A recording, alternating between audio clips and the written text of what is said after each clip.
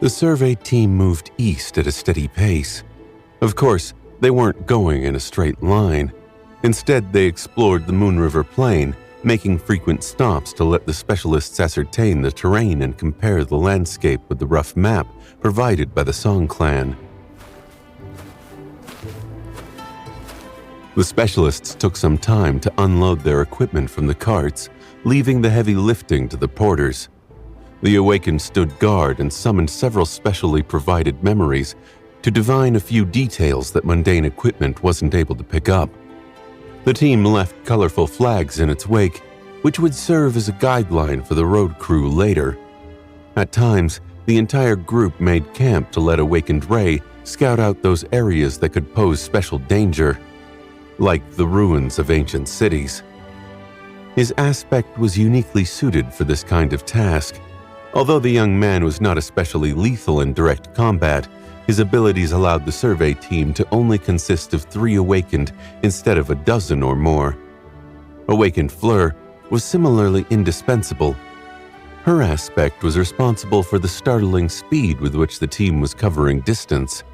Not only could she help everyone recover their stamina, but the scrapes and wounds received in the rare skirmishes with the nightmare creatures were quickly healed. If anything, it was Tamar of Sorrow that seemed to bring the least to the table. However, that was merely an illusion, because it was the young legacy who took point when things did not go according to plan.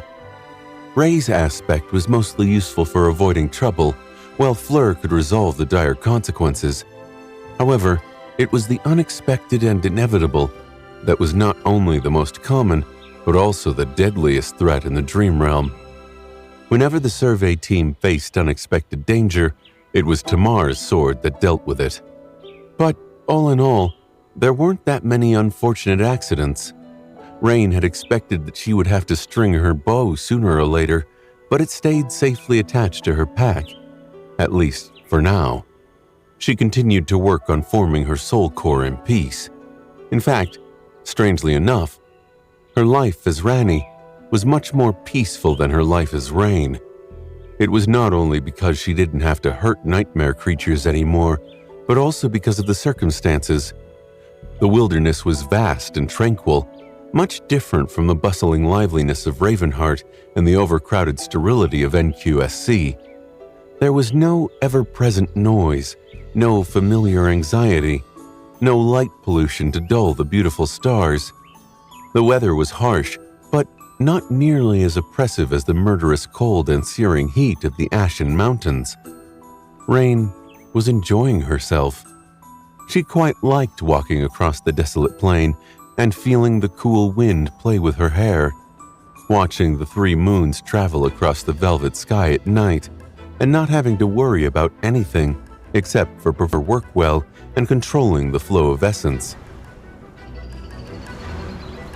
The company wasn't bad either. She was on friendly terms with most of the porters, who were all warm and nice people. The tough and prickly Elga, the somber and taciturn Pill, the former PTV magnate Old Goat, Corel. The standoffish survey specialists lost most of their aloof attitude after a few days and often joined them around the fire in the evening. Even the 3 Awakened became easier to talk to after everyone had grown a bit familiar with each other. Despite the grim danger of exploring the wilderness, the mood of the survey team was strangely peaceful sometimes. Rain felt like she was observing their small group from the side. In those moments, she was suddenly struck by the eerie dissonance between the peacefulness of their days and the dark shadow of the approaching war. She was talking to Sunny through the mind link again as she took the walk. "Aren't you worried? This war is looming above our heads." Worried? Not really. Life is war, you know. When you live long enough, you get used to such things. Rain frowned in the darkness. "But you are so powerful. You destroyed the vessels of the Skinwalker easily. Don't you even feel a little bit responsible? Aren't you going to do something?" The darkness chuckled. Responsible? Well, I guess I do feel a little bit responsible. And who says that I'm not going to do something? Rain held her breath for a few moments. Teacher, what are you going to do? He let out a contemplative sigh and then laughed quietly. I'm not sure. Maybe I'll kill both sovereigns and put someone dependable in charge of humanity. Or go bird hunting. Or make waffles. Something like that. She stared into the darkness for a while, then scoffed. Well, good luck. I must say, though, for someone who hides from everyone in a young girl's shadow, teacher, you sure talk a big game. The darkness responded with appalled silence. After a while, he hissed, Go to sleep, you ingrate. And for your information, I'm not hiding in your shadow. I'm just taking temporary residence here. For convenience. Rain smiled and went back to her bed. The next day, they reached the boundary of the survey area. As they ventured further east, the Moon River Plain started to change. There were fewer and fewer canyons in their way, and the air grew a little warmer. At night, the three beautiful moons seemed more distant. The wind carried with it swirling black flakes. Rain did not need to touch them to know what they were. Ash. It was as if they had returned to Ravenheart, but also different. Back in the stronghold of Clan Song, the ash fell from the frigid sky because of the raging volcanoes. But here, it was somehow different, making Rain feel uncomfortable. Eventually, the members of the survey team stopped. No one had given the command, but they simply froze in place, looking at the horizon in stunned silence. Wow. Out there, in front of them, far away, it seemed as if a snowy mountain chain was rising from the ashen haze. But as Rain studied the towering mountains closer, she couldn't help but feel a sense of incongruity, because the shape was wrong. Then, something clicked in her mind, and she opened her mouth in shock or horror or awe. The mountains weren't mountains at all. Instead, they were bones. An inconceivably large skeleton lay on the ground in the distance, too large to be seen whole. What Rain had thought to be the slopes of a mountain chain were several titanic ribs, each rising into the sky like ivory pillars that supported its weight. The skull of the unfathomable corpse was mercifully out of view. The closest group of bone mountains, however, extended far into the Moon River Plain. It was also shaped strangely, consisting of 5 lower peaks. Beyond them, a wide ridge rose gradually to a great height, like an eerie stairway to heaven. The 5 mountains were the phalanxes of the colossal skeleton's fingers, and the rising ridge were the bones of its arm. One of the porters whispered quietly, Gods.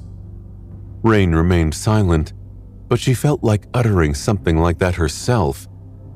There were simply no words to describe her emotions. Awakened Ray glanced at them and smiled faintly. Gods. A god, maybe. That is Godgrave ahead of us. The porters, who were not very well acquainted with the topography of the Dream Realm, looked at him in confusion. He sighed. Godgrave is a death zone that serves as the northeastern boundary of the Song domain. It is the region of the Dream Realm where great, cursed, and maybe even unholy abominations dwell. As for why it is called that, I think you can see for yourself. Nobody really knows what the terrible skeleton is, but it's easy to imagine that these are the remains of a god. Therefore, Godgrave. The porters shivered. Awakened Ray, sir. Are we going there? Ray smiled, but it was Tamar, the leader of the survey team, who answered. No, of course not. A death zone is not a place for humans. Even if we aren't devoured by some abominable horror, the land itself will kill us. Or the sky. More importantly than that. She glanced at the porters and the survey specialists. This is where the Song domain ends. Queen Song's authority does not reach Godgrave, so you can't go there. As soon as you do, your souls won't be protected by the Queen's grace anymore, and you'll be summoned into the first nightmare. She sighed. In short, our mission is complete. We will camp here and return tomorrow. Returning to the main camp should not take us nearly as long as it took to come here, since we'll be going in a straight line. The marching will be more intense, so prepare yourselves. With that, she turned her back to the incredible sight of the colossal bones, as if not at all impressed by it. The porters looked at the young legacy with confusion. After a bit of awkward silence, one of them asked, "That lady's father must have been terribly busy." She furrowed her brow. He wasn't. Then Tamar blinked. I mean, he was. He is. But that is not why. Actually, Rain knew what she meant. There might have been a safer way to awaken for most sleepers, but not for legacies. That was because the legacies had always had such an option. They just never used it. For them, the trial of the nightmare spell was like a sacred rite. Legacies were fundamentally a warrior caste, the martial aristocracy of the New World. Their culture was uniquely harsh and unforgiving, forging them into people capable of facing the senseless terror of the nightmare spell. They took their valiance seriously. Being sent into the dream realm on the winter solstice was a rite of passage. Some would say that it was an unnecessary risk, maybe even point to the Forgotten Shore as an example. Thousands of young men and women had perished there before Changing Star finally conquered the gateway. But at the same time, those who had survived were among the strongest champions of humanity now. Most were masters, and some were even saints. Changing Star herself, Song of the Fallen, Nightingale, Raised by Wolves, those were legendary names. So even if Tamar's father had been afraid of sending his daughter to her death, he would have still done it, because that was how legacies were. Rain sighed. That is so messed up. How had the leader of Clan Sorrow felt, willingly putting his daughter's life at risk? How had Tamar felt, knowing that her parents would rather see her dead than weak? Things like that would mess with one's head for life. Suddenly, Rain didn't want to mock the young legacy anymore. She lingered for a few moments, then asked curiously, But how did you survive? As Lady Tamar said, a death zone is no place for humans. To make it out alive, it's like a miracle. The three awakened looked at each other somberly. Eventually, Ray answered with a pale smile. We received help. Fleur shivered. Yeah, no human can live in a death zone. But actually, one human does. Well, at least he seems like a human. Nobody is really sure. Tamar nodded with a dark expression. He was the one who saved us. The Lord of Shadows.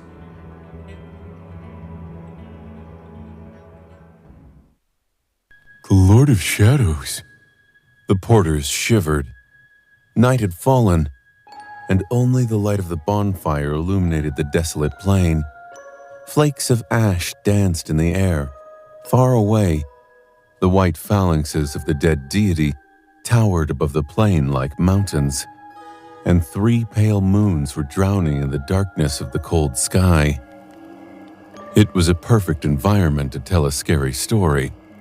Awakened Ray smiled faintly. Yes, the Lord of Shadows.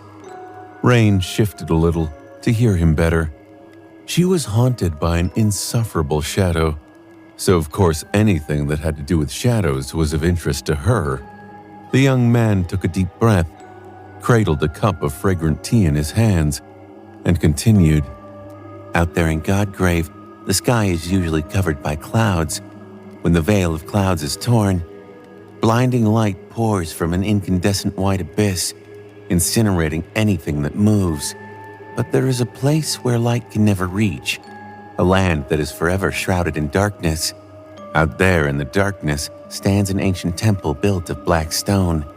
That is where the Lord of Shadows lives. Rain stared at awakened Ray incredulously. Is he an idiot? The young man had good control of his voice, drawing the listeners into the scene he was describing. But no, what was he doing? Were they in a theater? Why couldn't he just speak normally? Awakened Fleur turned away, blushing from embarrassment. Tamar of Sorrow closed her eyes with a stoic expression. The porters, though, seemed delighted and leaned forward a little, enjoying the story. Rain blinked a couple of times, then did the same, not wishing to stand out. Awakened Ray continued. The Lord of Shadows is believed to be a reclusive saint, but nobody knows for sure where he comes from. Nobody even knows if he is a human, really. He always wears a suit of black armor and wears a fearsome black mask. His voice is cold and insidious, and his powers are great beyond belief. He lives alone in the dark temple, surrounded by the devils who serve him. The young man took a deep breath and then said quietly, allowing his voice to tremble a little. It's true. I've been to the temple and saw those devils myself. One is a living statue of a beautiful female knight. One is a towering hellspawn forged from black metal. One is an enormous serpent whose body envelops the entire temple, its scales like polished onyx. However, none of them are as frightening as the Lord of Shadows himself. His mask is carved from black wood, in the image of an ancient fiend, and looking into its eyes is like looking into the abyss itself. He shivered and shook his head. I thought that I'd die right there and then, looking at him.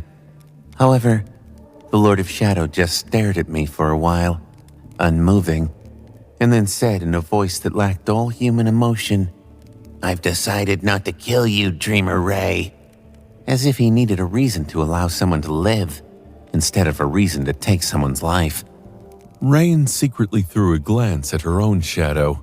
How come that Lord of Shadows lived in a palatial temple and had a bunch of powerful minions serving him, while her teacher did not even have a place to stay? Was her teacher a bum among shadows? Unfair, one of the porters asked in a trembling voice. But, Awakened Ray, sir, how did you end up in that evil temple?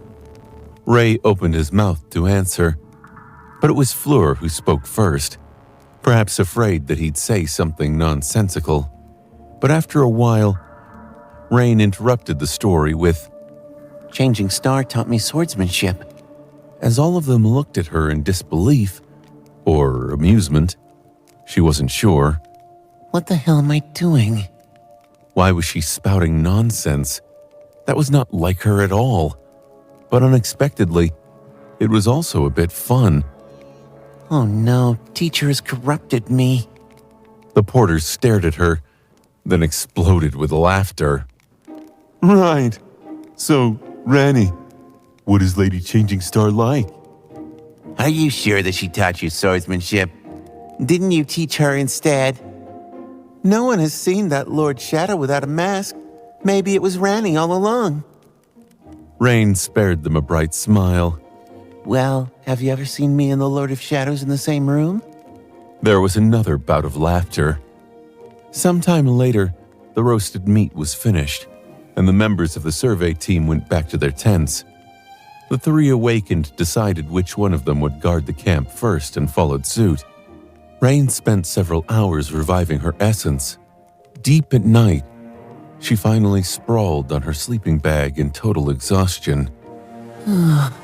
She lingered for a while, then asked quietly, Hey, teacher, do you know about the Lord of Shadows? He remained silent for a while. Sure. I know him quite well. Why are you asking? Rain smiled in the darkness. No reason. It's just that you are a shadow and he's the Lord of Shadows, so, is he like your superior? Her teacher's voice revealed a hint of indignation. Who, that clown? My superior? If I wanted to, I could erase him from existence with a thought. She chuckled. But he has a huge temple and a bunch of powerful servants. He also seems close with Lady Nephis. Didn't you say once that you're practically her boyfriend? Sorry, I don't mean to sound rude, but it seems more like he is her boyfriend instead. Her teacher was appalled. I did say that, and by the way, I am. I asked her on a date and she agreed. She was delighted to agree even. Who can resist my charm? Rain grinned. I'm just saying that Lord of Shadows, he seems to know what's what.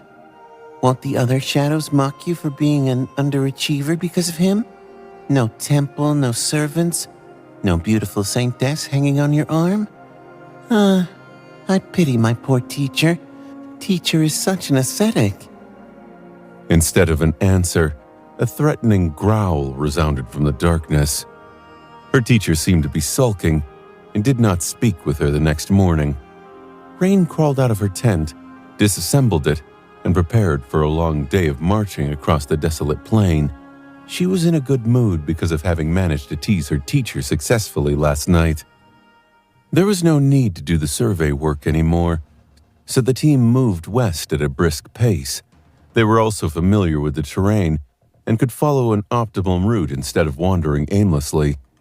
Of course, Tamar of Sorrow had been exaggerating a bit when she said that they would go in a straight line. The Moon River Plain was within the borders of the Song Domain, but the only citadel here was far to the south, at its very edge. And since there was nothing but the Hollow Mountains to the north, this land was wild and dangerous. There were plenty of nightmare creatures here, and so the survey team had to avoid the hunting grounds of the more dangerous abominations. Still, they were making good progress. The further west they went, the more canyons barred their path. By now, the members of the survey team were very familiar with crossing them, so much so that it had almost become a habit. They would try to find the place where a stone bridge once stood, since the canyons were usually narrow there. The remains of the bridges also further narrowed the chasm. Then young Tamar would mount her wolf echo and leap over the canyon while holding a rope. After fastening it on one side, she would raise a simple pulley system. The carts and equipment would be transported over the chasm first, and the people would follow. The whole process was a bit tiring, but not especially dangerous. Even if the canyon started to wail and was suddenly flooded by rushing water, the ropes remained above the powerful current. The porters just had to be careful not to look down. The canyons were incredibly deep, their depths shrouded in inky darkness. Falling down meant death. The currents, however, were incredibly violent, so falling into the water was not much safer. The survey team reached another canyon and went through the familiar motions. This one was not very wide, but it was still going to take some effort to transport all the equipment to the other side. Rain, who was usually one of the last people to traverse the chasm, leaned on the cart she had been pulling and took a deep breath. Since the crossing was monotonous, and they had already gone through the process countless times, it was easy to grow numb and allow one's mind to wander. However, even while presenting a relaxed facade, Rain still maintained vigilance.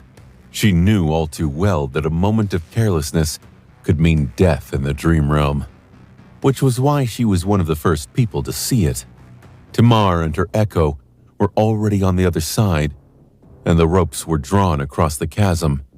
The carts had been attached to the hooks and pulled over the canyon.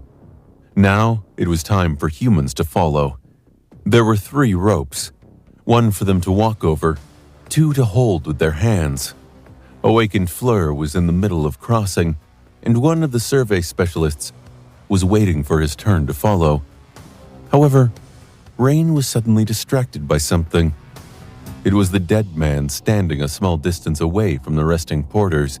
His gaze was just as empty and expressionless as ever. However, he had just turned his head, silently facing the canyon. She frowned. The pilgrim had always been passive and quiet, He never did anything except for following the survey team. Why had he moved now? Crap. Tamar had severed one at the wrist, but 3 hands were already reaching toward her. 2 more were gripping the edge of the canyon, pushing the giant up. There was barely any time to react. The young Legacy did something that most warriors would never do in a battle. She jumped high into the air, dragging the great length of the brutish Zweihander behind her. A jump was usually tantamount to death, because one could not control their direction or react to the opponent's attacks without standing on the ground.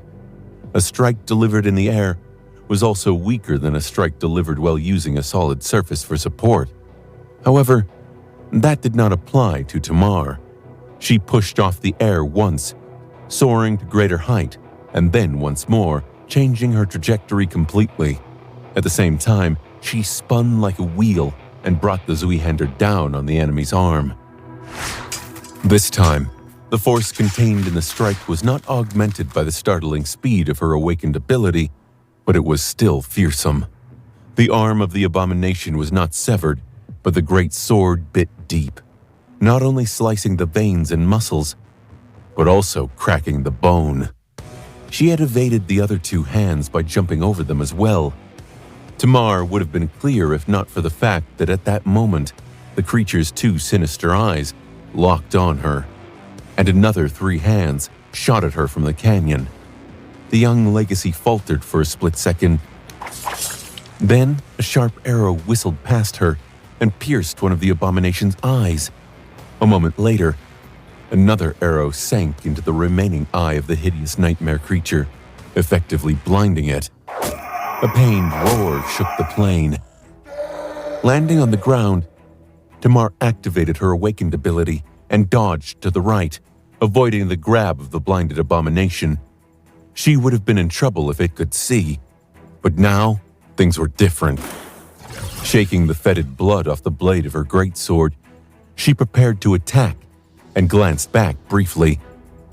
Ray was busy pushing back the severed hand, so who had made those stunningly accurate shots? The beautiful porter girl, Rani, was standing near the pile of unloaded equipment, holding a simple recurve bow. Her black hair was dancing in the wind, and there was a strangely serene expression on her pale face. Her black eyes were glistening with something that resembled excitement.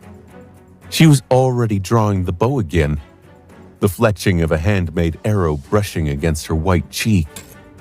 A little stunned, Tamar turned back to the enormous abomination. She did say that she was decent with a bow.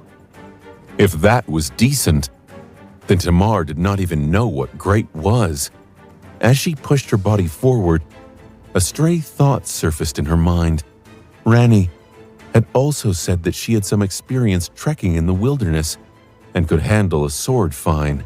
Suddenly, Tamar wanted to know what her definition of fine was.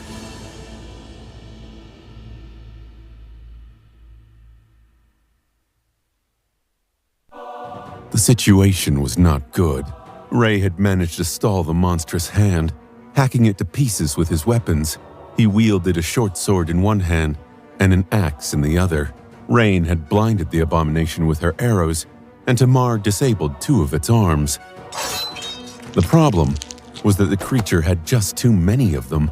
Rain had already counted 9, and more were rising from behind the climbing monstrosity like a ghastly forest. Worse still, it was an awakened abomination.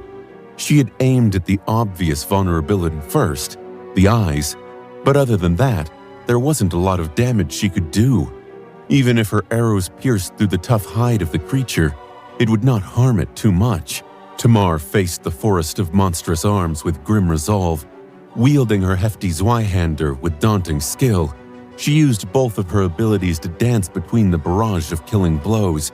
The young Legacy seemed like a steel whirlwind, alternating unpredictable jumps with short bursts of stunning speed. Torrents of fetid blood were released into the frigid air from her great blade. She managed to stall and damage many limbs of the abomination, in large part due to the creature having been blinded, but could not advance to attack its body. Crap. Rain dropped her bow and unsheathed her sword. Why are you just standing there? Get back! The petrified porters were stirred by her shout and staggered away from the carnage. Miraculously, none of them was dead yet. The abominable claws rained down in pursuit of the elusive legacy girl, sending pieces of stone flying. A net of cracks spread on the ground from each missed blow, viscous blood spilling into the narrow fissures. Rain dashed forward and supported awakened Ray, who had managed to sever 2 of the hideous hand's fingers, but almost got pierced by the long claw of the third. They were in a stalemate, and that stalemate wasn't in their favor. The creature was continuing to climb up from the canyon, and once it crawled out onto the plain, whatever resistance Tamar was able to offer would be overwhelmed. So someone had to reach the abomination and deal it a mortal wound. Rain would have gone herself, but she was mundane. Her Tachi would not be able to slay the giant. Ray, on the other hand, was awakened and wielded enchanted weapons. Better yet, he could become imperceptible, so with some luck, his blade would reach the creature's neck without being blocked by the countless claws. Go! I'll finish this thing off! The young man glanced at her with wide eyes, hesitated for a split second, then nodded and disengaged. He must have thought the same. A moment later, Ray was gone. Literally. He activated his awakened ability and dissolved into the air.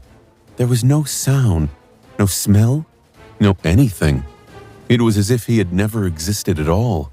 Rain brandished her Tachi, deflected a terrifying claw, and then kicked the severed hand with all her might.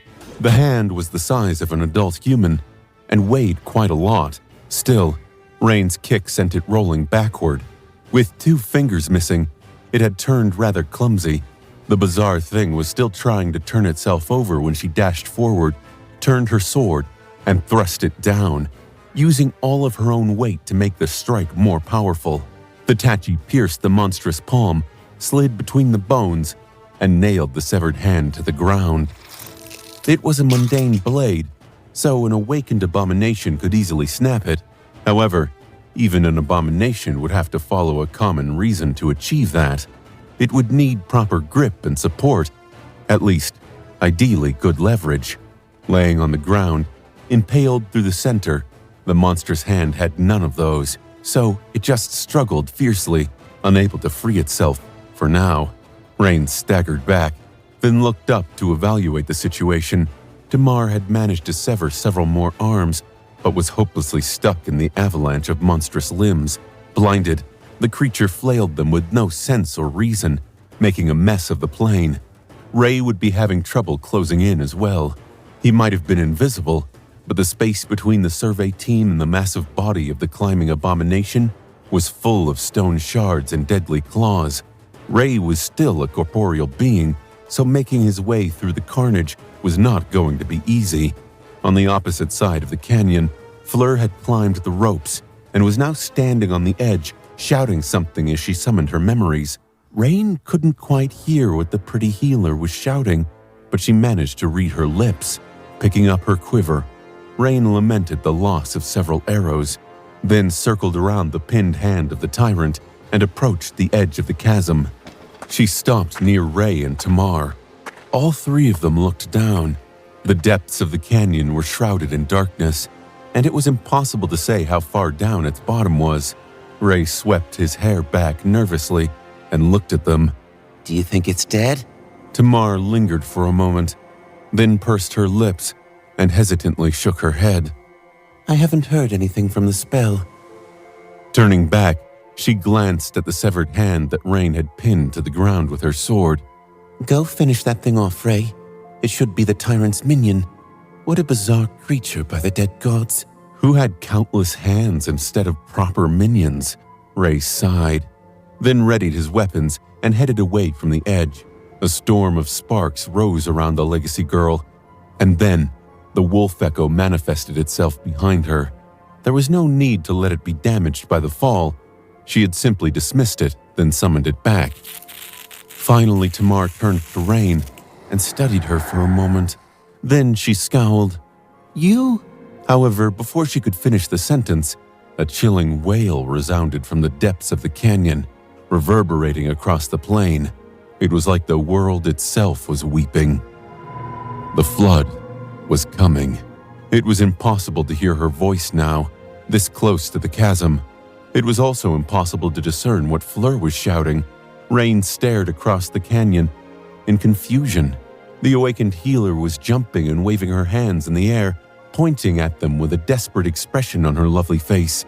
Akop, ing, ol, ak. Rain could barely hear anything because of the wailing. Ak? What is trying to pack? Attack? Crack? Back? She guessed. Suddenly, her eyes widened. Rain looked at Tamar in panic, but it was already too late. The edge of the canyon had been damaged severely by the barrage of blows dealt to it by the tyrant. The weathered stone was broken and cracked, and just then, it finally crumbled.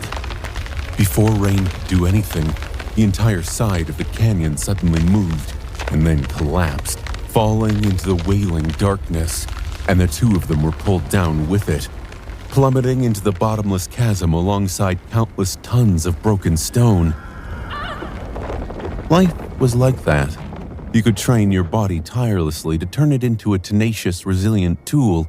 You could practice swordsmanship and archery until your hands bled, temper your observation skills and analytical thinking, and test yourself against countless opponents in real combat to turn shallow knowledge into deeply rooted experience.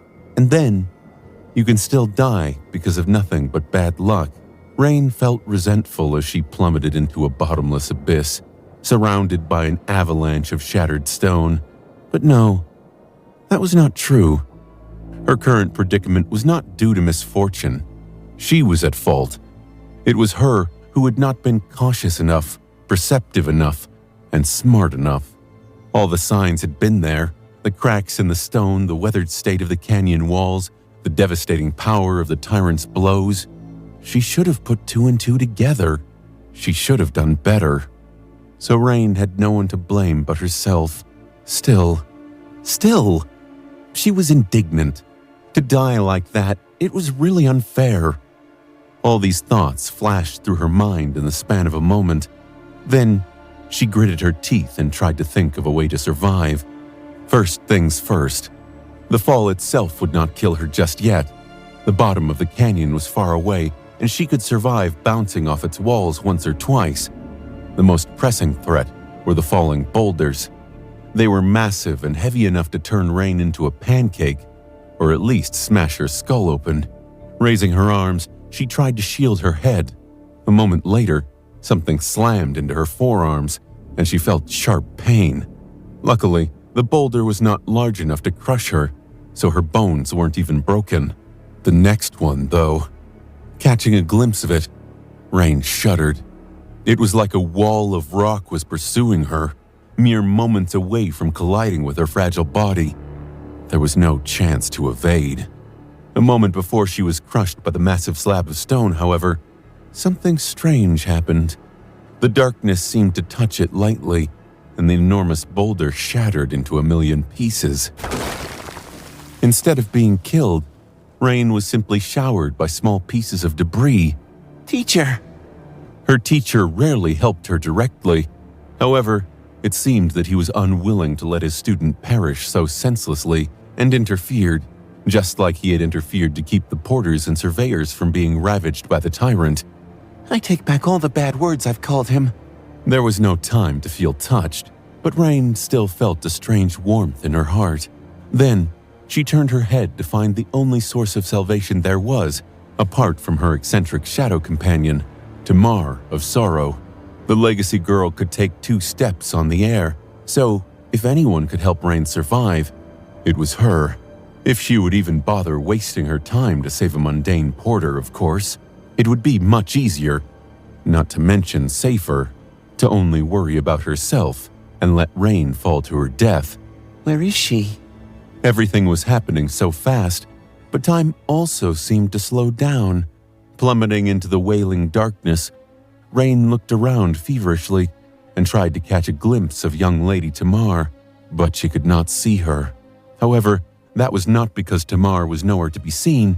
Rather, it was because Rain was looking too far. She did not expect that the legacy was nearly upon her, and only realized it when something blocked her vision. What? Then Rain gasped as something hard rammed into her abdomen. She studied the sky for a bit, then flinched and sat up. She was laying on the solid ground, surrounded by the vast expanse of the Moon River Plain. There was a small fire crackling near her, with her teacher warming his pale hands over it.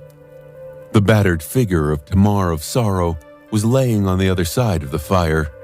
She seemed to be in rough shape, and still unconscious. Rain blinked slowly. We're alive. That was good news. The bad news was that she had no idea how they had escaped the canyon and where they were. She vaguely remembered being surrounded by soft darkness and carried by the raging current, but then, at some point, she must have passed out. It was hard to differentiate one part of the plane from the other, but Rain did not think that she recognized the surroundings. The members of the survey team were nowhere in sight either. Letting out a deep sigh, she turned to her teacher and asked hoarsely, What happened? He looked at her and smiled. Well, you two fell into the river, and I fished you out. Rain nodded slowly. How far were we carried by the current? He shrugged. Pretty far. It's okay. Since both of them were alive, the situation could still be salvaged. They could find the survey team and return to the main camp of the road crew, or proceed to one of the advanced camps on their own. Or, Rain looked at her teacher and forced out a smile. Teacher, you are so kind and powerful. Can't you now take us back?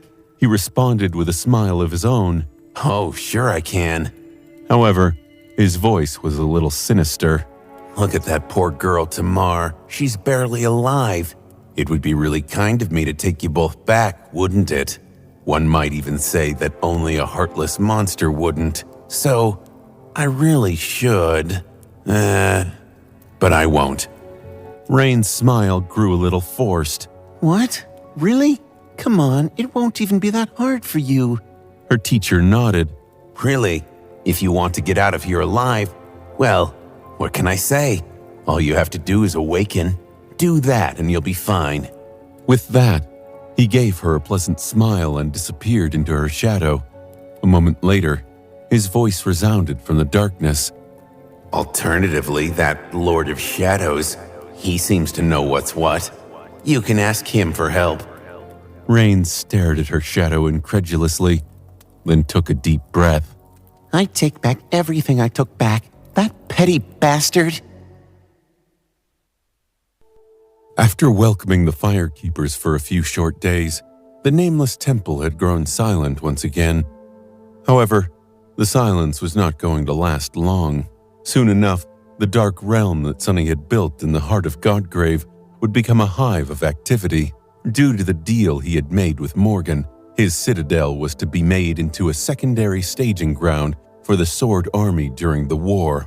A relatively small but elite contingent would be stationed here, using the temple as their operation base, but the peace and quiet would be gone long before that. After all, the soldiers had to live somewhere. They needed beds, places to cook and consume food, storage space to keep a large amount of supplies, an infirmary, and so on. All of these things had to be built before the war started. There were so many things that went into waging a war. A military conflict between Awakened was different in many ways, but was still fundamentally similar to any other war in human history. It demanded an unfathomable amount of logistical preparations. Sunny felt dejected. It had taken him a lot of effort to restore the Nameless Temple to its present state. Now, however, it would be turned into an actual citadel, a place that existed to serve as a safe haven for the people of the Dream Realm. There would be a small army of workers coming here to perform all the laborious tasks soon, which was not a bad thing. However, he had grown used to the peaceful silence. Today, there were only 2 humans under the roof of the ancient temple. One of them was Sunny himself. The other was Cassia, who had arrived as the seneschal of the great clan Valor to assess the state of the citadel and collect all the necessary information to launch the construction. At least that was the official reason. Sunny had thought that Nephis would come personally. He was a little relieved that she was not here. His mind was burning in anticipation of their upcoming date, so seeing her before that would have been somewhat embarrassing. It was nice to see Cassia outside the context of their deal as well. The temple itself must be off limits to the soldiers, unless of course it is to use the gateway. Of course they can retreat inside if we are under attack and the outer perimeter is breached. Even then, I will not allow them to venture into the inner sanctum and the underground level. Cassia turned her head slightly. Is there an underground level? Sunny smiled. Don't pretend you don't know. Nephis saw it, which means that you saw it too. The young woman coughed in embarrassment. Right, sorry. It's a habit of mine to act appropriately oblivious. Otherwise people get uncomfortable around me. He spared her a long look. Since it was only the two of them in the temple, Sunny had dismissed Weaver's mask. It felt strange to walk around with a bare face as the Lord of Shadows, even if Cassia could not see his expression, only her own. He shook his head. I doubt there is anyone in the world who knows the extent of your abilities and the depth of your foresight better than me, Cassia. So you don't need to worry about making me feel uncomfortable. There is also no one who knows me better than you now. There is really no other person either of us can trust more. She smiled faintly. I'll keep that in mind. The 6 of us who came back from the Tomb of Ariel all have strange gaps in our memory. But my memory has been affected the most. Sorry I haven't revealed that secret to anyone before you, Sunny. And it's not easy to admit. My memory is really severely damaged, and I can't see the future anymore. She took a deep breath. But there was a time when my memory was intact and I could learn a lot about the future from my visions. That version of me must have known that there would be a war, and that Nephis would have to defeat the sovereigns without challenging the 4th nightmare. Sunny considered her words carefully. You mean? Cassia nodded. Yes. If that version of me did not attempt to create contingencies, it means that she saw a way to win the war. Therefore, perhaps it is not as big of a gamble as you think. Sunny hesitated for a while.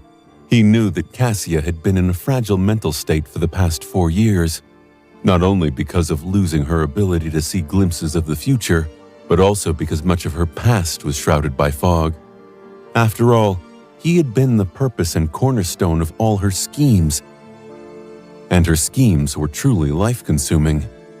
When he turned fateless, a huge chunk had been ripped out of her memory, replaced by oblivion, so he didn't really want to dispel her hopes, but it wasn't good to let her rely on them either. He sighed. Or you have never known about the future after the Tomb of Ariel at all, because the future has always been meant to become unclear after that. Suddenly, there was a strange intensity on Cassia's delicate face. She faced him and kept quiet for a few long moments, struggling to contain her emotions. Sunny had an idea of what she was thinking about. Even if I ask you, I won't remember the answers, will I? He shook his head slowly. You won't. Of course, it would be great if Sunny could fill the gaps in her memory and let Cassia feel like herself again, but he couldn't. Between the two of them, there was a peculiar and bitter connection. Sunny had been forgotten by the world, but Cassia had forgotten herself. He struggled to judge which one of them was more pitiful. Still, he wanted to console her, even if only a little. Sunny looked away with a sigh. Of course, that doesn't mean that you never will. Cassia seemed frozen by his words. She raised a hand, then lowered it again. Is there a way for your existence to be restored? Sunny hesitated with a dark expression on his face. Of course, he had been contemplating that issue for a long time. In the end, he had determined that there was. There was a single question at the root of the problem. Why had the thieving bird stolen his fate? Sure, the loathsome thing seemed to be obsessed with everything that concerned Weaver, but Sunny did not think that that was the only reason. After pondering the question for a while, he had developed a certain suspicion. He had lost the connection to the nightmare spell after becoming fateless, which meant that carrying the nightmare spell had something to do with one's fate. Perhaps fate was the medium through which the infection spread. In any case, the creature which now possessed his fate would therefore possess his connection to the nightmare spell as well. So why would the thieving bird want something like that? To answer that question, one had to realize that the creature that Sunny had met in the nightmare was not the real thieving bird. The real thieving bird was long dead. Instead, the odious thing he had run into at the estuary was a replica of the vile terror created by the spell, and the replica could only exist in the illusory realm of the nightmare. A carrier of the spell, however, a carrier of the spell would be expelled back into the real world once the nightmare was over. They would have a way to go back. So Sunny had come to believe that the real reason why the thieving bird wanted his fate was to become a carrier of the nightmare spell and slip through the cracks of the illusory realm, finding a back door to reality.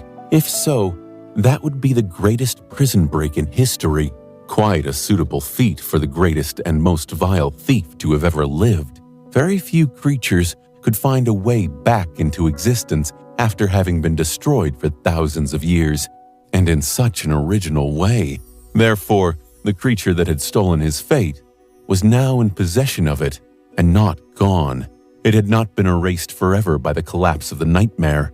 It was somewhere out there, in the real world, liberated from its illusory prison and free to roam the world, stealing anything that had caught its fancy, which meant that it could be hunted down and killed, and that he could get his fate back from it, somehow.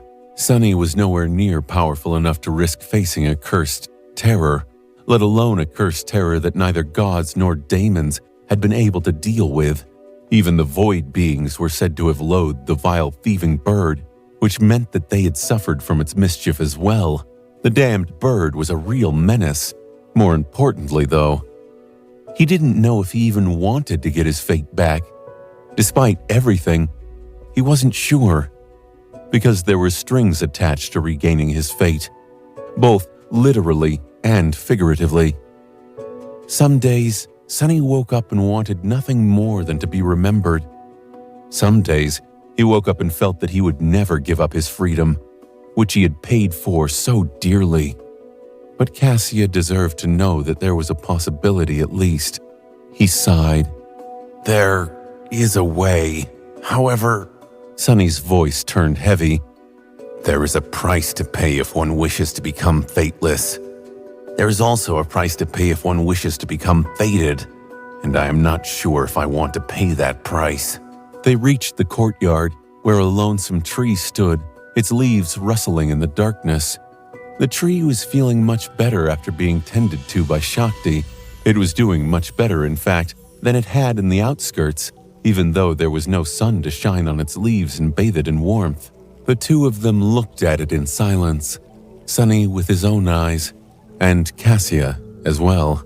That was another reason why he was clinging to his secret so desperately, feeling a strange reluctance to let go of the act. Sunny leaned back. Sometimes I wonder what we will become if we succeed. A supreme being must be even further from being human. What about a sacred being? What about a divine one? He remained silent for a while, staring at his tea with a bleak expression. Then he said somberly, There was a time when I harbored great hate against the sovereigns because they were distant, because they were corrupt, because they treated human lives as currency and did nothing when people died. With a deep sigh, Sunny straightened his back and looked at the rustling leaves of the lonesome tree for a while.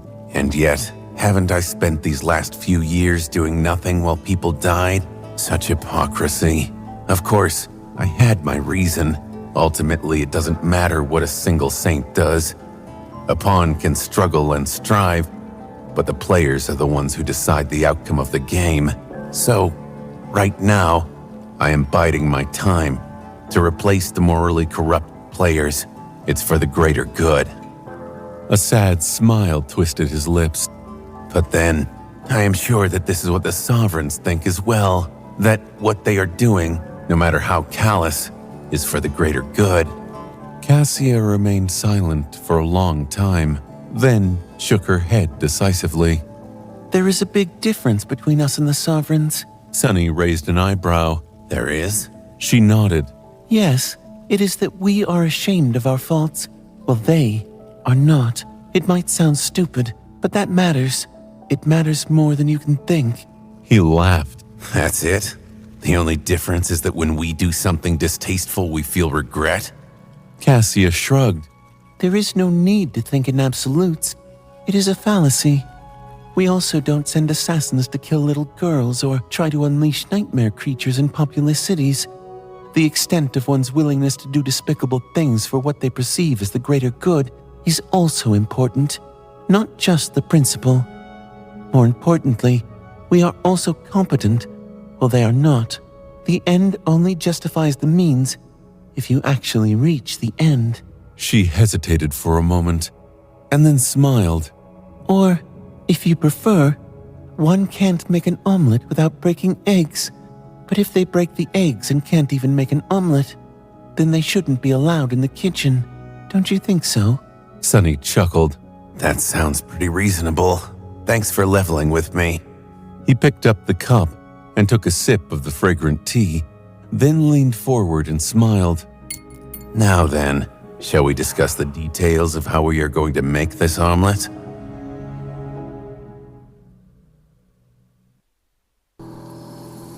Sunny and Cassia were seated across from each other, enjoying tea and refreshments. The courtyard was peaceful, and the leaves rustled quietly above them. Other than that, there were no other sounds.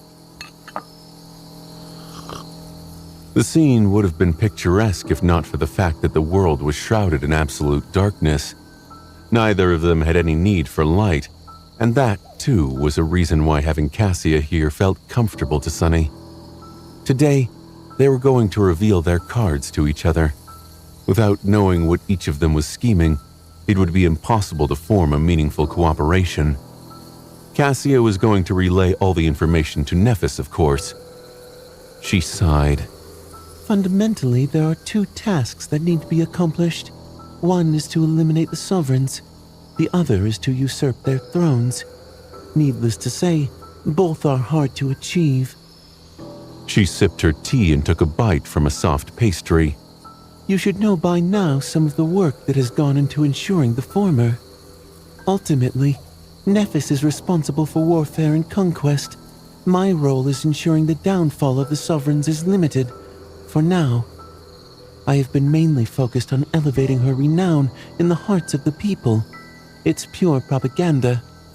I have many avenues of manipulating the public opinion, and Jet has the government sources as well.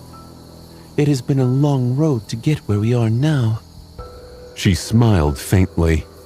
Of course, we were fortunate in many regards. The decision made by the government to turn Nephis into a symbol, back when she had failed to return from the Forgotten Shore, was a stroke of luck. The reason why they made that decision, the great and tragic legacy of Immortal Flame and the Broken Sword, is a grim blessing as well. Conquering the second nightmare as a sleeper and being adopted by a great clan added momentum to her rise to glory and breathed new life into her stirring tale. That is it, in broad strokes. Now, for the details. Where do I even start? After that, Cassia went into a detailed explanation of all the schemes she was weaving behind the scenes. Every resource at Neph's disposal, every connection, every clandestine preparation, every strategy and tactic they had developed for the eventual battle against the Sovereigns. She spoke for quite some time, to say the least. The scope of it all was nothing short of daunting. So much so that Sunny doubted which one of them had 7 bodies for a moment. The work had started a long time ago, pretty much immediately after the Forgotten Shore. However, it had only truly ramped up in the last 4 years. It seemed like neither Cassia nor Nephis had rested even for a minute after becoming saints. And yet, it still didn't seem enough.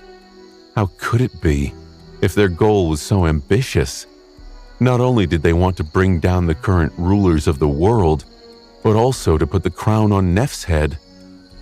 After a while, Cassia grew quiet.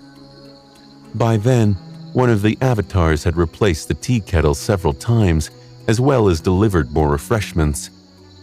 Sunny sighed, then shook his head slightly. I understand that the actual battle with the Sovereigns is not your responsibility, Cassia. Nephis is in charge of that. However, I still think that you are treating the act of killing them too lightly. Your preparations are insufficient. Your approach is too reliant on simply willing victory into existence. Sure, that is exactly what Nephis is known for. But still, there is a huge hole in the plan. He lingered for a few moments, then smiled darkly. Luckily, I am here to fill it. Sunny remained silent for a few moments, then stood up. Please, follow me. I want to show you something. Cassia rose, and they walked together through the impenetrable darkness. As they did, she spoke in a tone of indifference.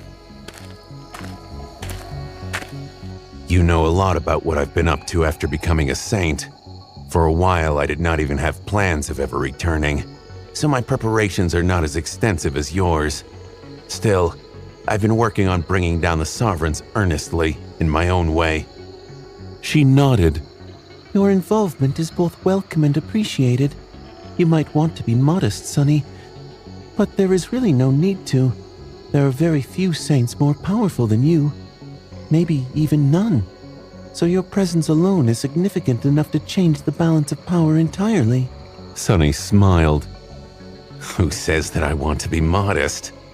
Yes, I am powerful. Not only am I powerful, but each of my shadows is also a walking calamity. There are only 6 people in the world that I am inclined to be wary of. The 3 Sovereigns, Mordred, Nephis, and you. His smile widened. And look at that. 3 of the 6 have decided to join hands to defeat the rest.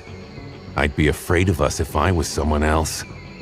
They returned to the inner sanctum of the temple and entered the stairwell to the underground level. Sunny's smile dimmed a little. Returning to my preparations to kill the Supremes. Make no mistake, I am determined to achieve supremacy without venturing into a nightmare as well. It's just that while Nephis is prevented from doing so by circumstances, I simply can't. Because, well, you know. Sadly, I must admit that I am half a step behind her in that regard, which is why my plan revolved around battling at least one of the Sovereigns as saints. They reached the great underground hall, which was drowning in darkness.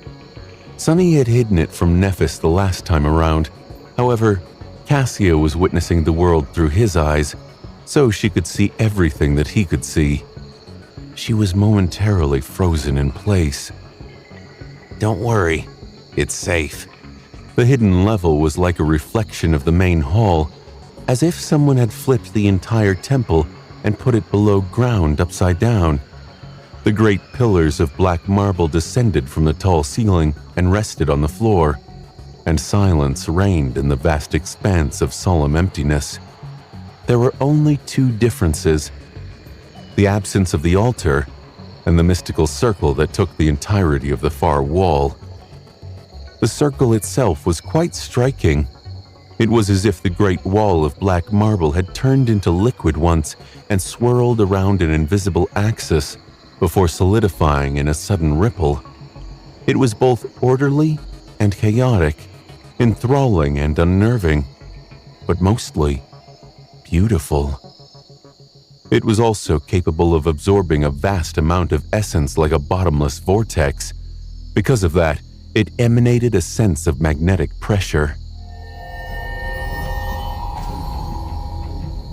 Cassia was stunned by the sight. Sunny inhaled deeply and looked up, as if trying to pierce the marble walls with his gaze. A clash with the Sovereigns is inevitable, and one way or another, it must happen here. Either they will come to besiege my citadel, or I will move it to besiege them. Even if Nephis manages to become a sovereign, she will still be new and inexperienced as a ruler of a domain. So she'll need all the help she can get when she faces the enemy. He lingered for a moment. The darkness that surrounds the Nameless Temple is not one of its components. In fact, you might not remember if I tell you where I received it from. Suffice to say, it is a shard of an ancient domain, a divine domain, the realm of shadows. Sunny sighed. I can't control it, and I am too weak to claim ownership of it. However, it is still a piece of a foreign domain of unfathomable power. When either of the sovereigns enters it, their authority will be weakened, if not suppressed entirely. Cassia considered his words carefully. Slowly, a hesitant smile appeared on her lips. Then she seemed to think of something else. But your plans would not be limited to just weakening their authority. You are far too thorough to be satisfied with just that. Suddenly, her eyes widened. The great abominations that sleep below the temple. His smile turned a little sinister. Yes, they are a present I've been preparing for the sovereigns. A swarm of great nightmare creatures. Welcome them as my guests, freshly freed from a maze of nightmares and burning with furious desire to avenge their imprisonment. Of course, just that is not worthy of a proper welcoming gift. I should be a generous host after all. Cassia tilted her head a little. A moment later, she faced him with a flash of understanding in her beautiful eyes. In the memories, you had a fifth shadow, a black stallion who wields power over dreams. However, I've never seen him here, or with any of your other incarnations. Sunny, where is that shadow? Sunny grinned. His gaze fell down at the floor of the nameless temple. After a while, he said, Nightmare is busy with an important task. He is lulling a special guest into slumber, the centerpiece of my welcoming committee. He faced Cassia with a cold expression. A very nasty creature of the cursed rank. Since we're inviting the sovereigns, we should have a guest of honor, don't you think?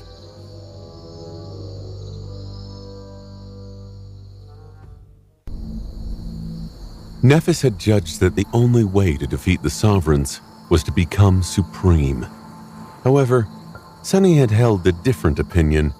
He had been fully prepared to face them as a saint, just as he had faced countless adversaries of a higher rank than him in the past. People like him were forged by bringing down creatures more powerful than them, so in principle, there wasn't much difference. All he had to do was study the enemy, ensnare them in a net of deceit and treachery, and then put his life on the line. Wait for them to break themselves against each other, and then deliver a fatal strike to finish off the battered foes.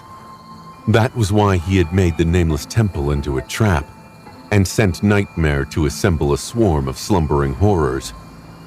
The dream curse was a frightening power. It spread unseen, infecting those unfortunate enough to contract it, one after another. Its influence was subtle and insidious, and by the time the curse was ready to pull its victim into the maze of nightmares, it was already too late to resist. Of course, the great nightmare creatures slumbering under the temple still tried. They struck against the walls of the dream prison just like Sunny had done in the Kingdom of Hope. The nightmares subjugated by his shadow were continuously destroyed, breaking apart under the onslaught. However, at the same time, Nightmare conquered more of them.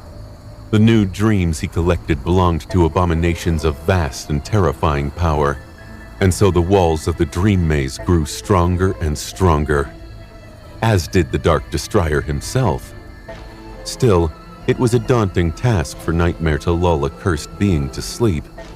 Sunny's steed had been at it for many months already. The nightmare creatures populating the area of the hollows around the Cursed One's lair had succumbed to slumber one after the other. Then the fallen deity itself was slowly infected, one drop of insidious poison at a time. The Cursed One had resisted for a long time, but eventually the dream curse seeped into its mind, body, and soul. At first, it would grow sluggish sometimes. Then it would doze off for a minute or two before recovering. Finally, it fell asleep. Its slumber was still restless and shallow, but Sunny was certain that he would be able to pull it into the underground hall of the Nameless Temple before the Sovereigns came. Of course, his preparations were flawed as well. He had started on this plan not long after returning to civilization, still disoriented by the changes that had happened in his absence and badly informed. Sunny sighed.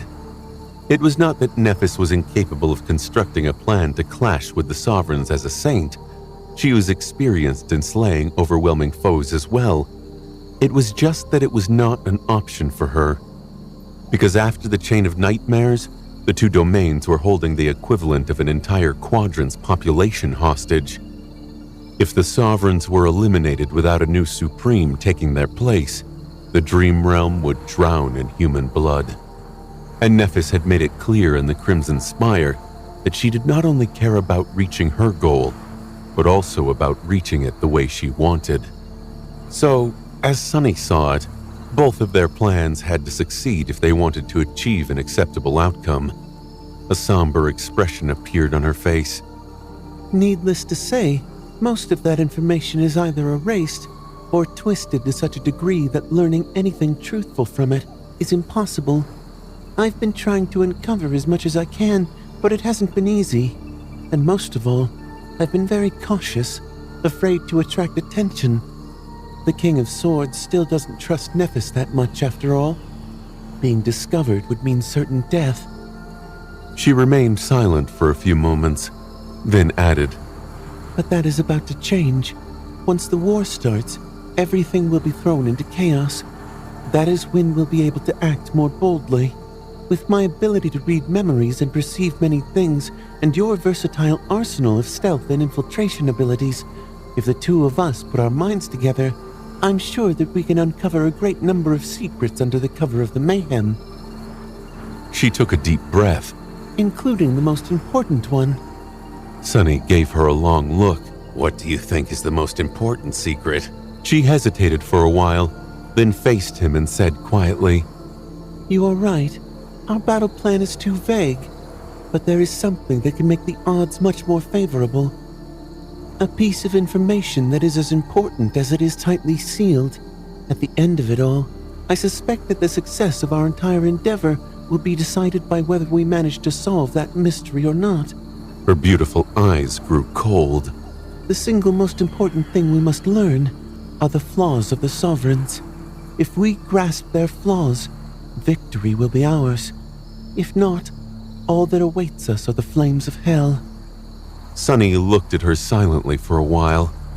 Eventually, he said, You want to steal the secret of their flaws? She lingered for a bit, then smiled. Yes, and I want you to help me steal it, Sunny. There was a lot more to talk about, so they returned to the courtyard and immersed themselves in a detailed discussion of the upcoming war. Now that they both knew what hidden cards they held, they could work out how to deal with a great number of possible events effectively. At the same time, more issues were uncovered as they discussed tactical solutions.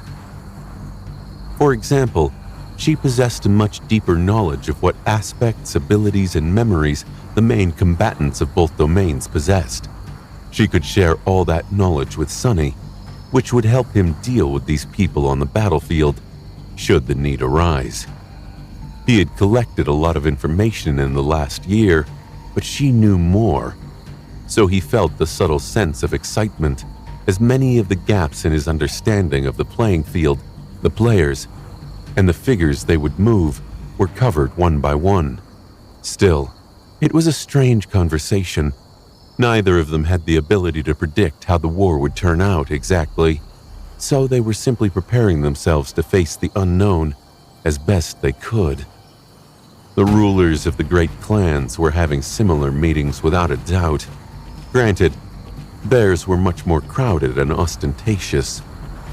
Sunny also knew that, although he was facing her, Nephis was passively participating in the conversation as well.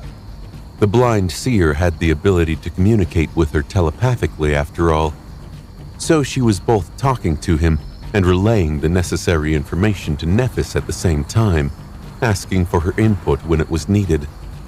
After a while, It seemed like they had finally exhausted the deep well of things that needed to be discussed urgently. Finally, silence enveloped the nameless temple once more. She poured herself more tea and picked up the cup, turning to the lonesome tree. After a while, she spoke evenly. The situation is developing rapidly in the waking world. Clan Valor has already leveled accusations against Master Dar and Silent Stalker.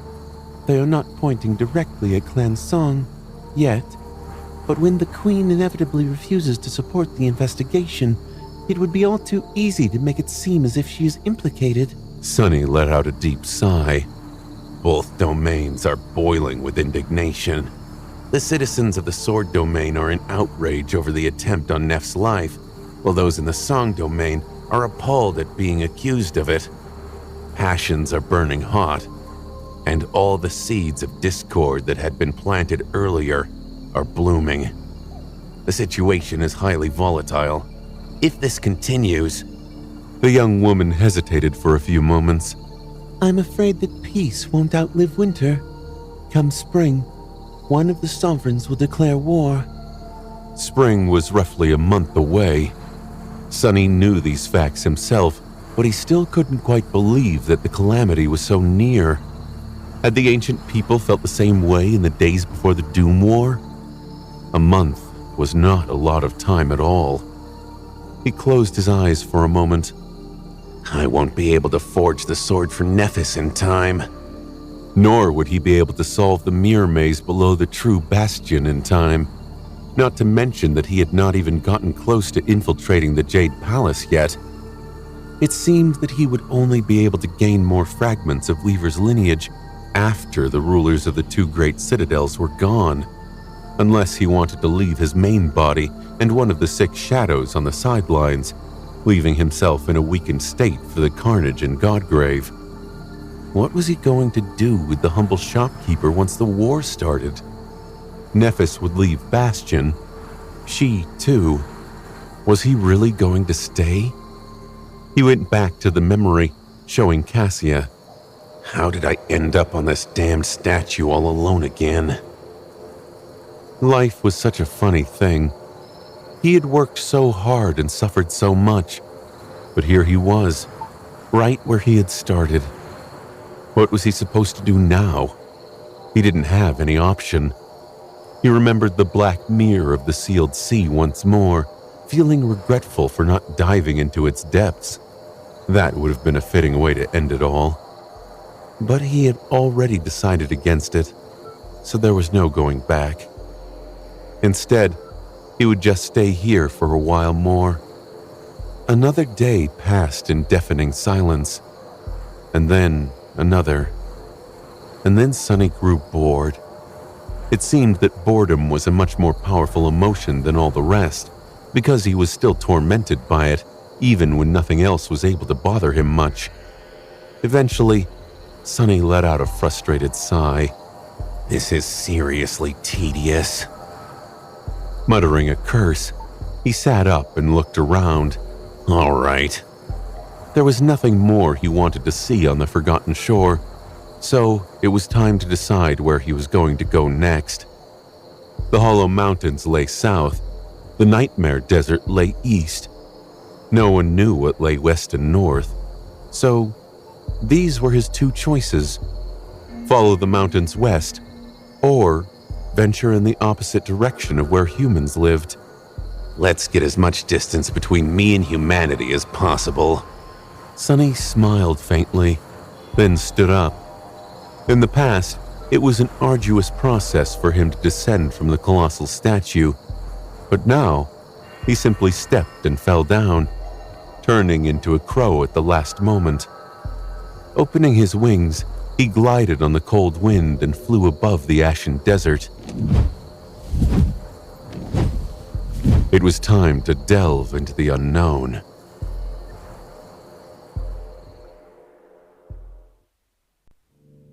Before leaving the statue of the night behind, Sunny hesitated for a while and then manifested one of his avatars. Taking control of that incarnation, he left a tether on the ancient stone. Sonny had the ability to possess 7 bodies now, but he still only had a single soul. Each of his incarnations was nevertheless capable of having its own tether. He wasn't sure that he would want to return to the Forgotten Shore, but since crossing the Hollow Mountains again did not sound particularly pleasant, he decided to leave himself a path, just in case. With that done, Sonny went north. Riding Nightmare, he traversed the silent darkness at a measured pace. The hooves of his tenebrous steed rustled softly in the ashen dust, and with each day, the distance between him and the distant human territories continued to increase. He had never visited the northern reaches of the Forgotten Shore before, so everything here was new to him. Granted, there was not much to look at. At times, curious landmarks appeared on the horizon, but none of them managed to pique his interest. There were crumbled ruins, bones of ancient leviathans, and frames of rotten ships. He left it all behind, feeling calm and unburdened. There was nothing he had to accomplish, and no looming necessity urging him forward. Time lost all meaning to him. He slept when he was tired and ate when he was hungry. Other than that, Sonny did not concern himself with anything. Of course, he still forced himself to maintain vigilance. There could still be nightmare creatures left on the Forgotten Shore, and even if there were none, it was a bad idea to break the habit of always paying attention to his surroundings. Eventually, the landscape around him changed. Sonny first noticed that there was less and less dust covering the ground. Then, patches of dark soil started to appear with increasing frequency. That meant that the coral labyrinth had been sparser here once. A few days later, he started to encounter tall hills. There were more of them the further north he went, standing in a strangely orderly manner. After investigating one of the hills, Sonny discovered that it was artificial in nature. He could sense a vast burial chamber somewhere far below him. It was a barrow. Climbing to the top of the burial hill, Sonny looked around and counted. However, there were too many of them to count. Giving up after a few hundred, he sat down and stared into the darkness for a while. Then he stepped into the shadows and descended into the burial chamber. A broken sarcophagus stood there, at least 10 meters in length. Inside were the bones of a nameless giant. There were remains of crude armor covering the bones, but time had erased all clues of who was buried here, and by whom. Sonny was pretty sure that no other human had ventured that far north before. He had discovered a new region of the Dream Realm. That meant that there would be nightmare creatures waiting for him in the unexplored wilderness. Still, he wasn't discouraged. His reserves of food were running quite low, after all. When the sun rose and the sky was painted gray, Sonny continued on his way. This time, he was especially careful, knowing that unknown horrors could attack him at any moment. Soon, a dark line appeared on the horizon. He assumed that there would be another mountain chain barring his path, but was proven wrong after getting closer. Sitting in the saddle, Sonny looked ahead with an emotionless face. Out there in front of him, a sea of jagged black pillars was rising into the sky, each as wide as a tower. It was as if countless dead giants were reaching toward the sky with twisted skeletal fingers. The pillars were blackened, broken trunks of great trees. He was looking at a destroyed forest of titanic proportions. Sonny was struggling to imagine how tall the trees had been before they were broken and toppled, and how vast the forest was. All that he could tell was that it was a land meant for deities, not mortals. Urging Nightmare forward, Sonny slowly entered the burned forest. Despite the thousands of years that had passed since it was devoured by flames, the scorched trees had not decayed and crumbled into dust. They were still intact, just broken. It was as if someone had vengefully shattered each one so that none remained standing. The broken trunks covered the ground, intertwined into an impassable disarray. Most of them were as wide as roads, stretching at steep angles or sloping down into the dark depths of the deadfall. The layer of broken trees must have been several hundred meters thick, and there was no telling what hid in the gaps between the charred remains of the ancient trees. Sonny had no desire to find out, so he sent Nightmare into the nearest horizontal trunk. Moving forward wasn't easy, since he often had to change directions, going up and down or jumping from one fallen tree to another. A few hours later, Sonny encountered his first foe. It was a black, glistening millipede that lunged at him from under the deadfall. Its armored body was about 3 meters in length, as wide as an adult man's torso. Instead of a pair of mandibles, it had an eerily human mouth, full of sharp needle-like fangs. The millipede was a corrupted beast. Sonny did not move from the saddle and simply turned his head with a dark look. Before the creature could reach him, dark tentacles rose from the blackened surface of the dead tree and enveloped it, slamming the abomination down. Then they moved like saws, their undersides turning into sharp blades. A few heartbeats later, the millipede was sawn into a dozen bleeding chunks. It struggled weakly and then grew still.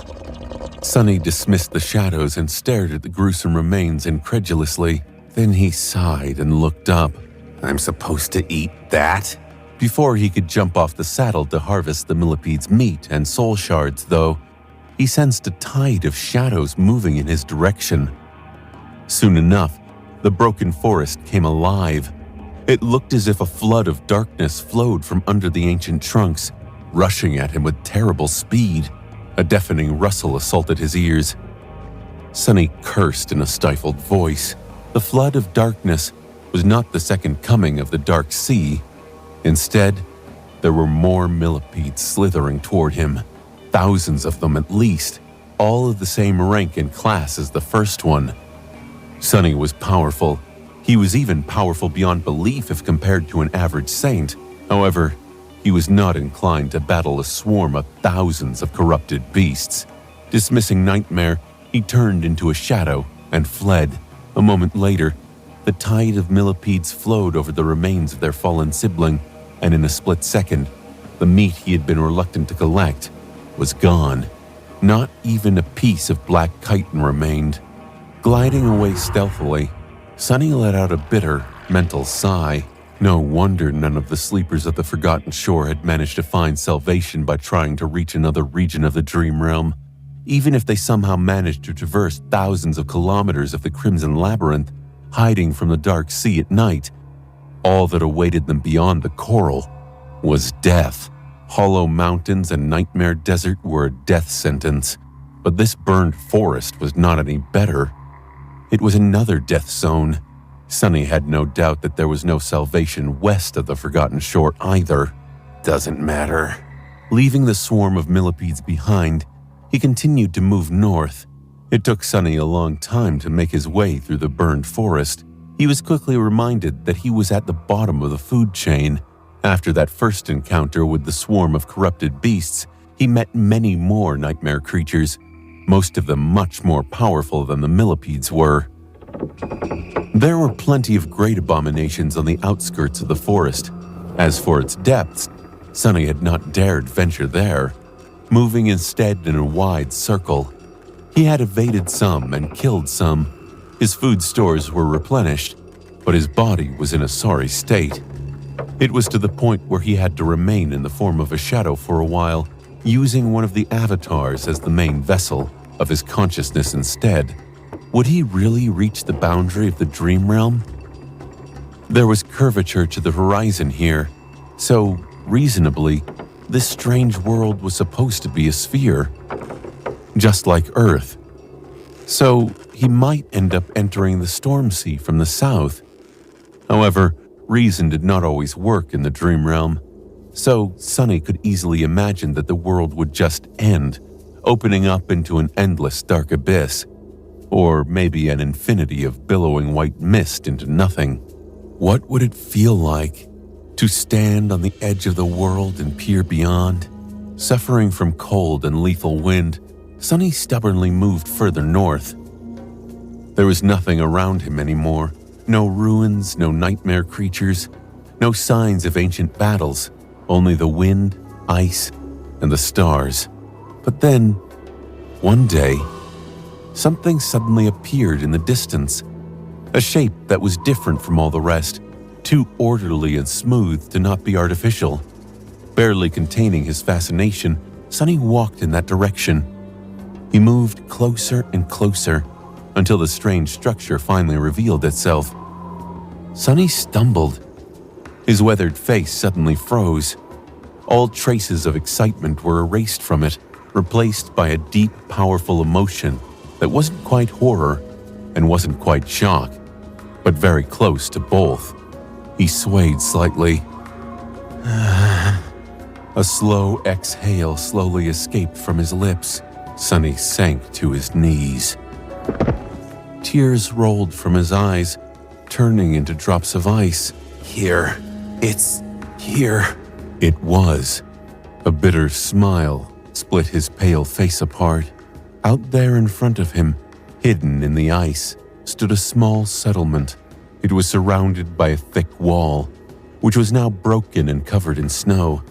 There was a large dome-like structure towering above the settlement, painted white against the backdrop of the starlit sky. It resembled a giant, perfectly smooth egg. It was an observatory, a lunar observatory. It was Elo 49.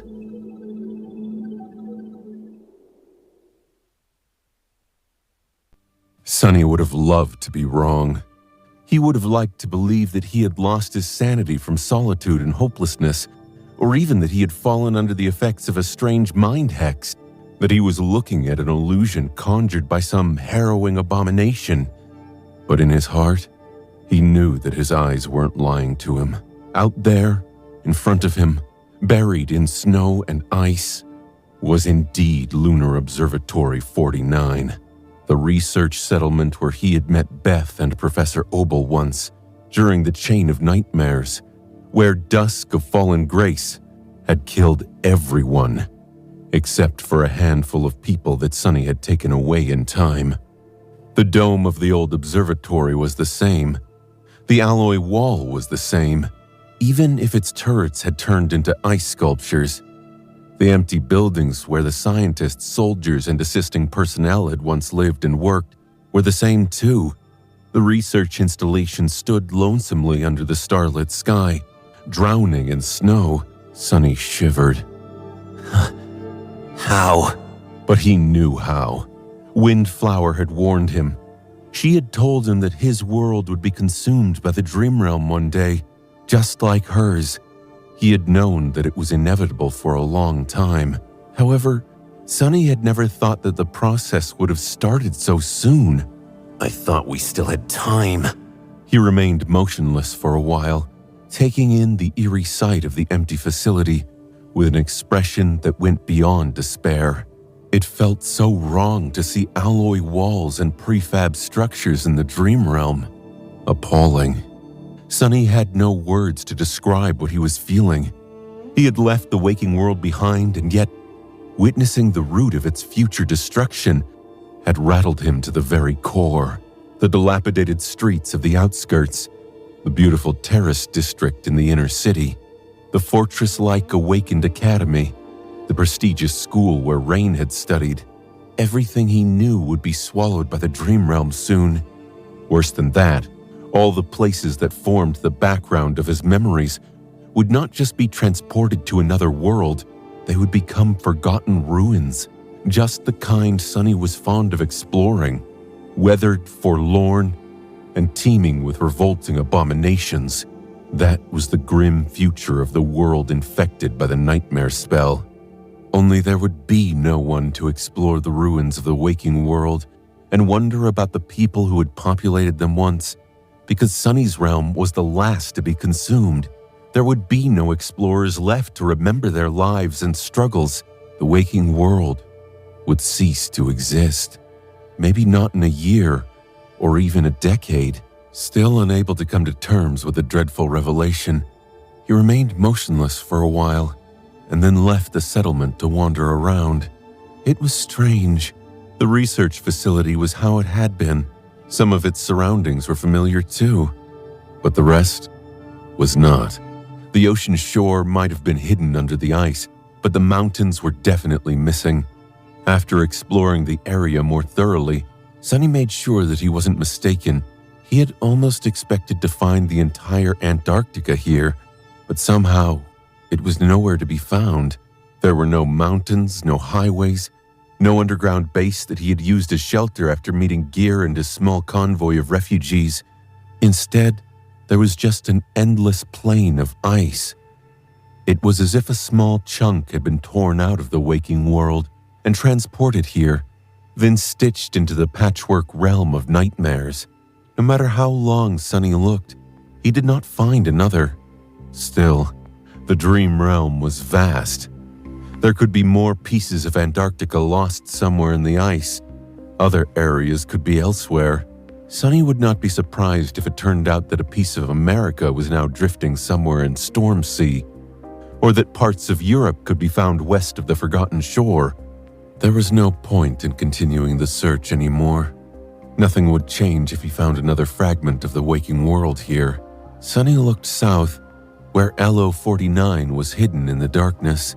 Then, he looked north at the endless expanse of ice. The desire to explore the unknown that had pushed him forward so far was inexplicably gone, doused by the grim discovery. Letting out a sigh, he summoned the marvelous mimic, commanded it to turn into a hut, and went inside.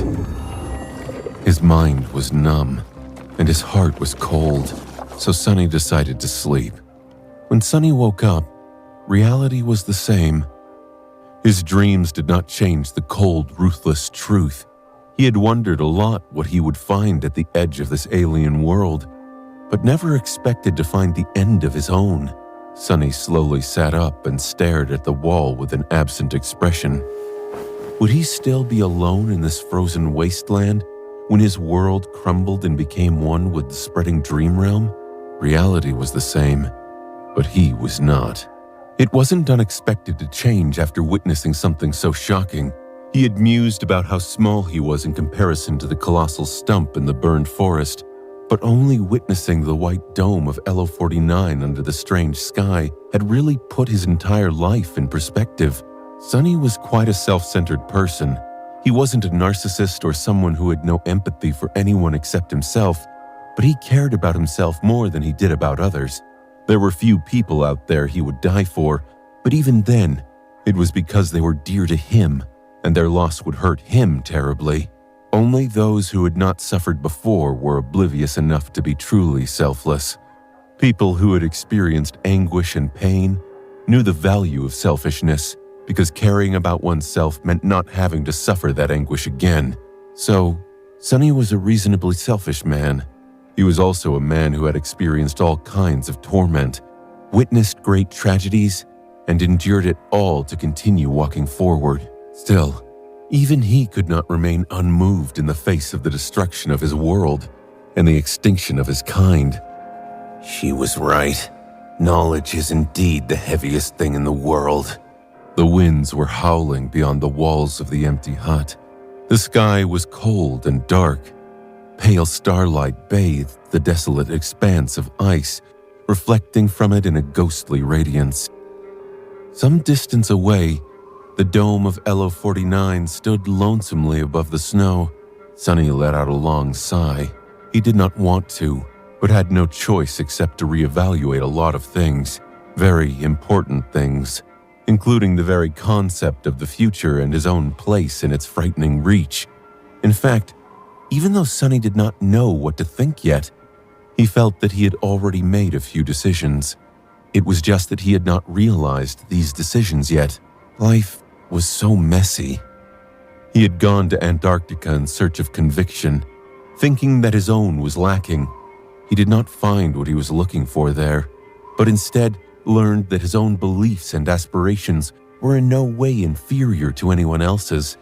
Sonny had also learned to despise the sovereigns in Antarctica, the callous ghouls who played their games while countless people died, even though they could extend a hand and save them.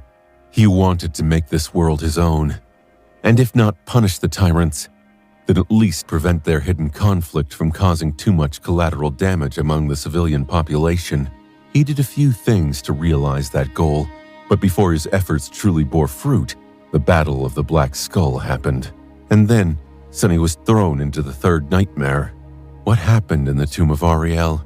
Well, he made a proper mess of everything, and then somehow solved it as well. But the way he solved it was more damaging than the nightmare itself. By now, he was powerful enough not to be a mere spectator. Why did he have to simply watch the ruthless players move the figures across the board? Instead, he could exert his influence to personally change the game. A person like him could do a lot when no one was looking his way. The idea of confronting the sovereigns seemed like pure madness before. It still did. But was it? Really? Could Sunny exert his will and reshape the world to fit his desires? He would have to plot the downfall of Anvil of Valor and Ki Song. There was the third one as well, perhaps the most dangerous of the three, but dealing with the sovereigns was only the beginning. Now that the destruction of everything was accelerating, there was only one way: forward, to the very end. Either the nightmare spell would swallow humanity, or be conquered by humans. Supreme, sacred, divine. The end could only be stopped if new gods were born of humanity. Therefore, that was what Sunny had to ensure if he went back. Did he dare to dream it? A long time ago, Nephis had proclaimed her determination to conquer every nightmare. Sunny had thought that she was insane back then. The wind was growing colder outside. He remained silent for a long time, listening to its howling. So what if it's insane? Sunny was not quite healthy in the mental department himself. He had not been for a long time. He did dare to dream it. At this point, there was very little that he did not dare to do. Walking out of the door, Sunny looked at the sky. The sky was full of stars. I am nobody and have nothing. He inhaled the frigid air and looked south with a cold, dark gleam in his lightless eyes. So let's change everything. With that, he dismissed the marvelous mimic and reached into his soul, which was still tethered to the waking world. Soon, his figure disappeared from the sea of starlit ice. Instead, a ragged silhouette appeared on a desolate street in the outskirts of NQSC, surrounded by a whirlwind of dancing snowflakes.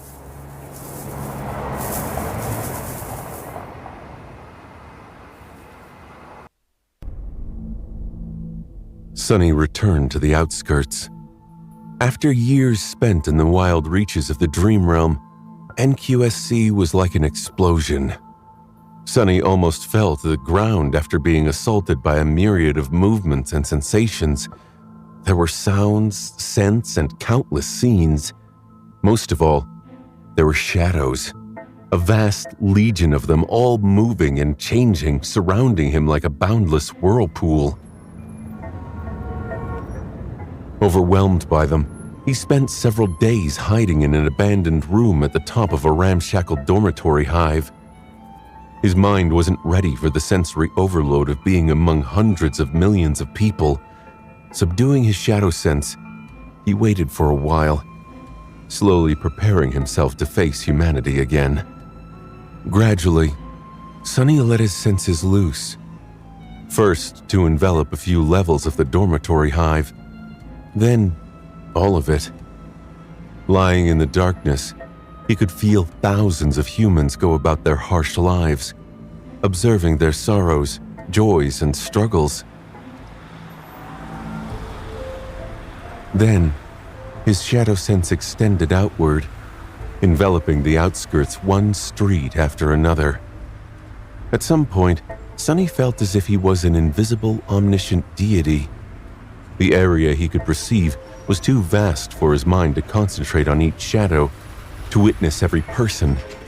And yet, there was no better way of throwing himself into the half-forgotten feeling of being human. Slowly, the feral grip of solitude that the Dream Realm had on his mind loosened. Sunny remembered how to be a person again. His status in the waking world was questionable. He didn't really exist. A nice family was now living in his Terrace District house. He had no money, no citizenship, and no home. Which was pretty much exactly how it had been back in the days of living as an outskirt rat. A very familiar situation. Of course, Sonny himself was entirely different from his younger self. He was a saint now, which meant that he wasn't just a rat. He was the strongest, most vicious and fearsome rat in the world. The loftiest rat there was. A true rat king. The outskirts themselves had changed as well. They were much emptier, as if someone had culled the population of this miserable place in the past few years. Sonny knew that many of the most disenfranchised people of the waking world had been seduced by the lure of the dream gates. One of his incarnations had followed Rain to Ravenheart after all. But knowing and seeing were two different things. Even this place can change, huh? He felt uprooted somehow, but it was a good thing for this part of his past to have changed. So that was where he headed. Of course, to get there, he had to cross most of the Sword Domain first. Strangely enough, the journey was relaxing. Sonny had spent so much time braving the deadliest regions of the Dream Realm that the territories conquered by humans seemed peaceful and safe. As long as he remained vigilant, nothing here could seriously threaten him. Granted, the Dream Realm was dire and full of dangers. Overconfidence was still an insidious killer, and one mistake could cost him his life. It was just that the scale of that mistake had to be quite significant now. Nevertheless, Sonny enjoyed the feeling of being at the top of the food chain. He rode Nightmare while 4 of his shadows served as a stealthy vanguard, circling him at a distance.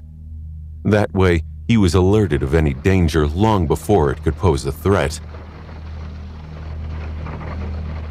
Sonny avoided the human settlements, but sent his shadows to observe them and collect the news from time to time. He was learning more about the current situation in the two worlds, and slowly working out the basics of a plan. A couple of weeks later, a mountain chain barred his path. It was much less impressive than the dreaded expanse of the Hollow Mountains, but still had a bad reputation. When Sonny was a small child, these mountains were the northern boundary of the human enclave in the Dream Realm. After Valor's northward expansion, though, they were simply a natural barrier to the heart of the Sword Domain. Sonny studied them with a slightly surprised expression, not because of their historical significance, but for an entirely different reason. These mountains. No way. He recognized them. The steep, rocky slopes were barren, and sharp ridges were covered in snow. There was one mountain that towered above the rest, though, jagged and lonesome. It dwarfed other peaks of the mountain chain, cutting the night sky with its sharp edges. A radiant moon bathed its slopes in the ghostly pale light. It was the Black Mountain from his first nightmare. Sonny often thought about the slave caravan, but he never actually tried to learn more about the events that had transpired in the nightmare. He knew that they had happened at the dusk of the Golden Age, not long before the start of the Doom War. Back then, the gods had grown indifferent and distant, and the soldiers of an expansionist empire that worshipped war wiped out the Shadow Cult, burning down all its temples. However, he did not know much about that empire and the lands it had conquered. The history of the Dream Realm was overshadowed by the calamitous destruction of the Doom War, and while it was possible to learn a thing or two about the previous eras, the devastation had erased most traces of the last human civilizations. So, Sonny had never actually expected to behold the Black Mountain again. He stared at its distant peak in bewilderment. Then, a sense of subtle curiosity bloomed in his heart. Might as well take a look. Sonny actually felt a hint of sentimentality. Back then, it took the caravan days to scale the mountain pass. Sonny remembered the agony of walking up the mountain road vividly. The cold, the pain, the biting touch of the iron shackles that shredded his wrists. He had felt so tired and weak, not knowing if he would survive the cruel march. Many of the slaves had not, and ended up being tossed off the cliff after falling into the snow. It was a hard thing to climb a mountain while hungry and on the verge of freezing. Today, Sonny simply stepped into the shadows and appeared halfway up the slope. Step, step, and another step. Just like that, he was standing below the towering edifice of the Black Mountain. Thousands of years had passed since the day the slave caravan was destroyed. The mountain road had already been old and crumbling back then, but no trace of it remained.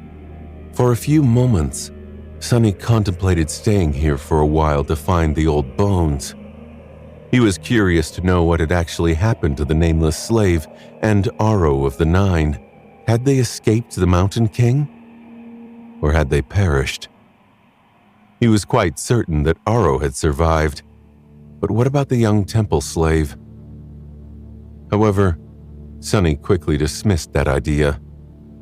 It would take him months or maybe even years to dig through the snow and find the traces of the caravan, if any traces remained. Even then, there was no guarantee that he would be able to tell anything about the past from them.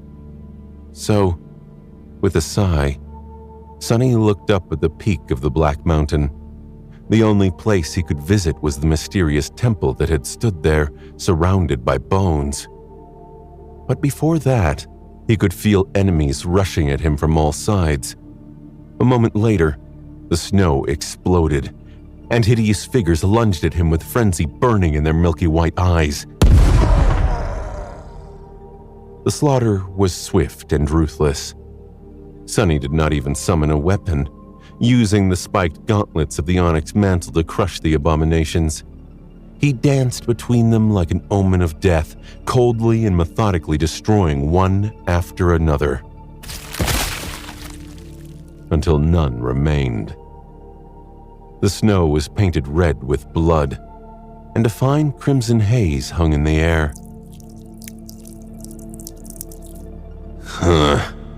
Probably not.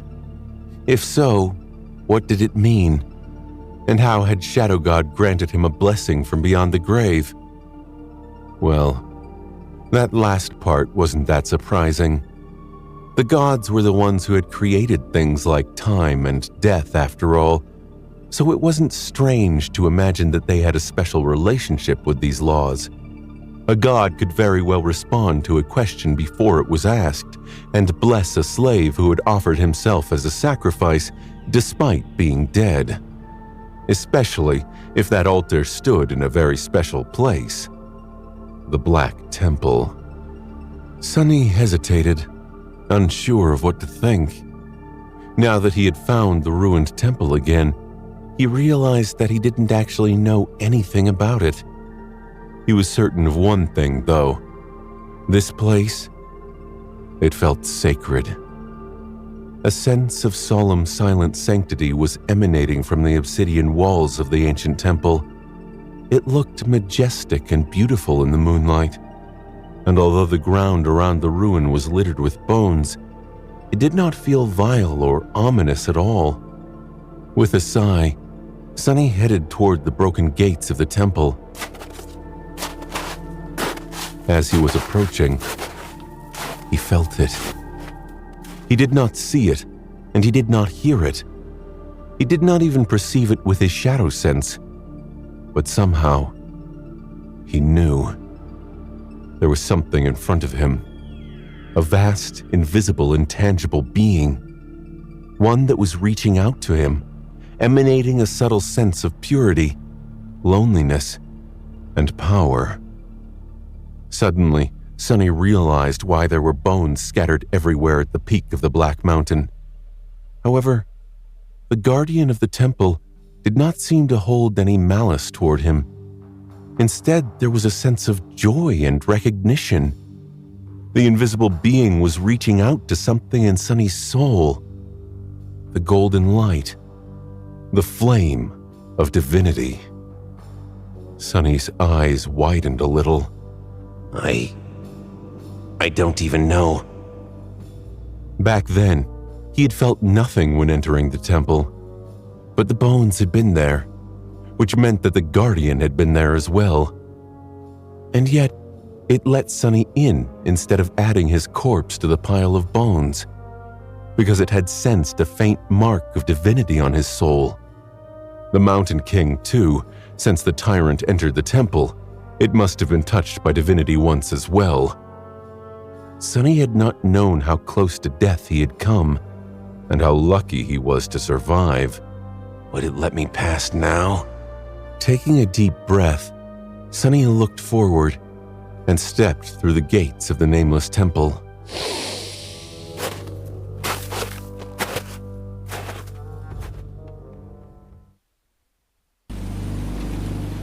Sonny crossed the threshold and entered the great hall of the ancient temple.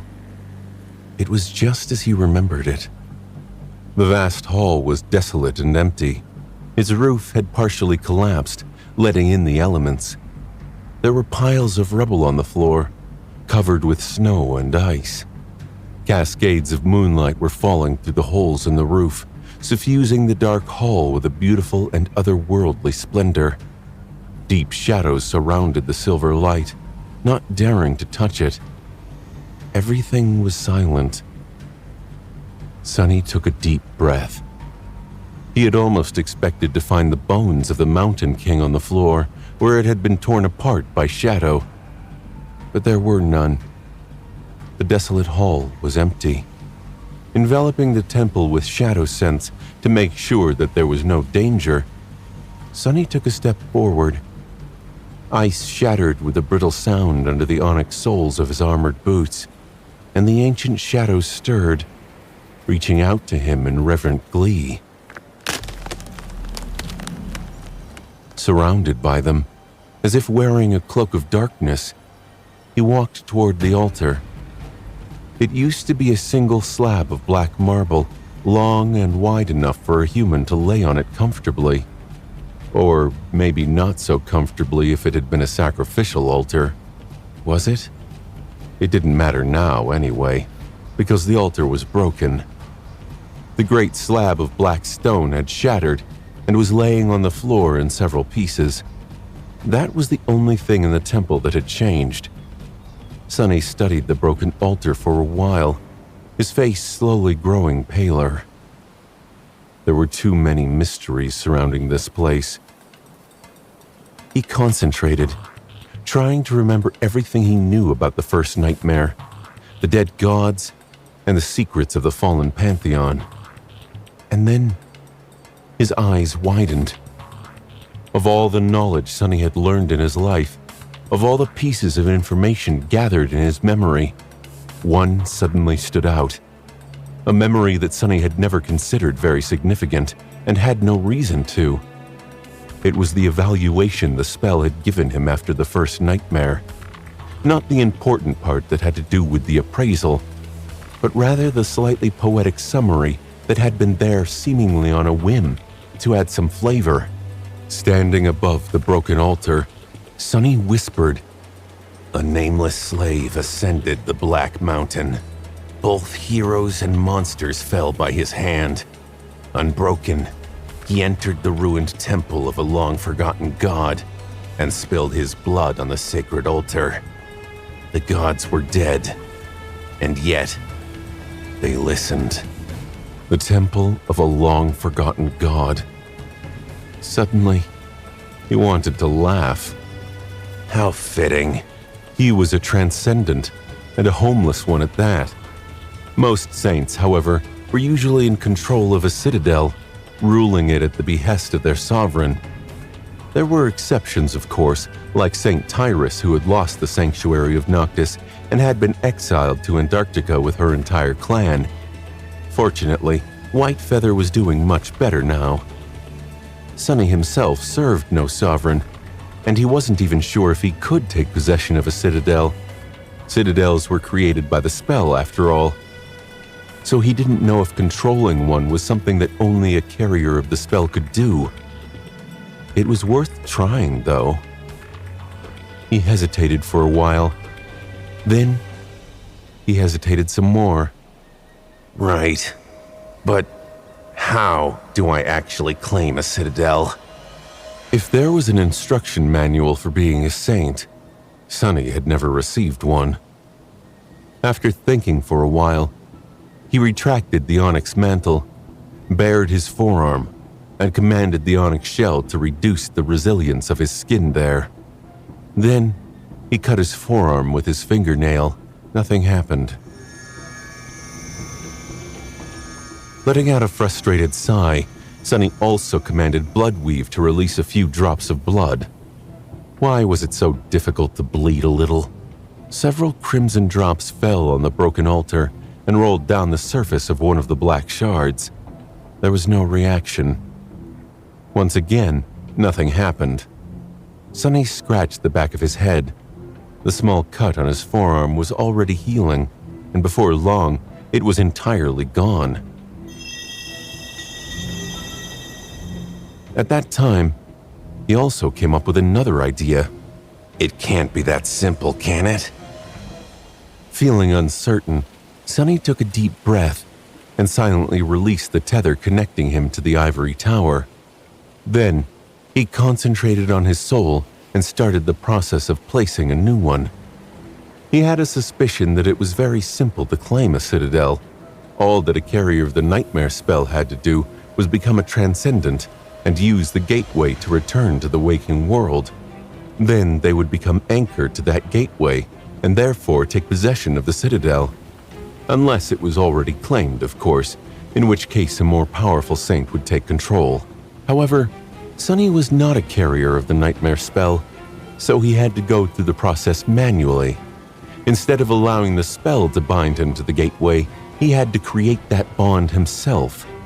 And so he was placing down a tether. The concept called tether by masters and saints was a mysterious but simple thing. It was a sort of imprint one could leave on the world by using their essence. The spot marked by the imprint was where one's soul was anchored to the world. Masters could only imprint themselves on the waking world, but saints could imprint themselves on the dream realm as well. In addition to that, the tethers placed by saints were much more expansive and deeply rooted in the fabric of the realm than those placed by masters. In fact, Sonny was quite certain that they were entirely different things. It was just that both served the same purpose, so humans just used the same word for both. The reason why transcendent tethers were so much more robust than the ascended ones was because of the nature of saints.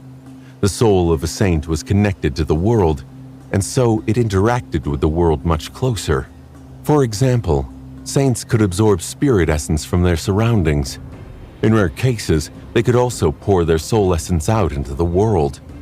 There was no need to mention how vital the former was, but the latter was more or less useless. The soul essence would swiftly dissipate if it wasn't poured into a special vessel, like a memory, for example. However, one time when pushing one's own essence onto the world was necessary was the process of creating a tether. If manipulated in a special way, the essence would leave an imprint on the area where it had been unleashed before dissipating.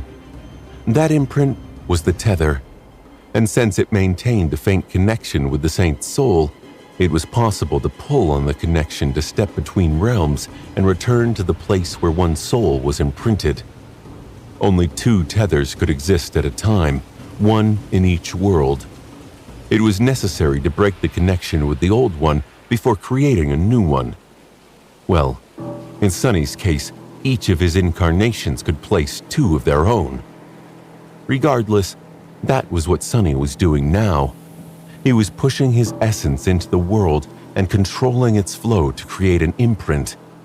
The process took some time and was quite arduous. However, he was not doing it blindly. Instead of allowing his essence to cover the area freely, he tried to concentrate all of it in an isolated spot, namely, the gateway of the ancient temple. Soon, his tether started to take form. And then, something unexpected happened. There seemed to be a strange reaction between the gateway and the forming tether. It was as if the two had been created to exist together all along.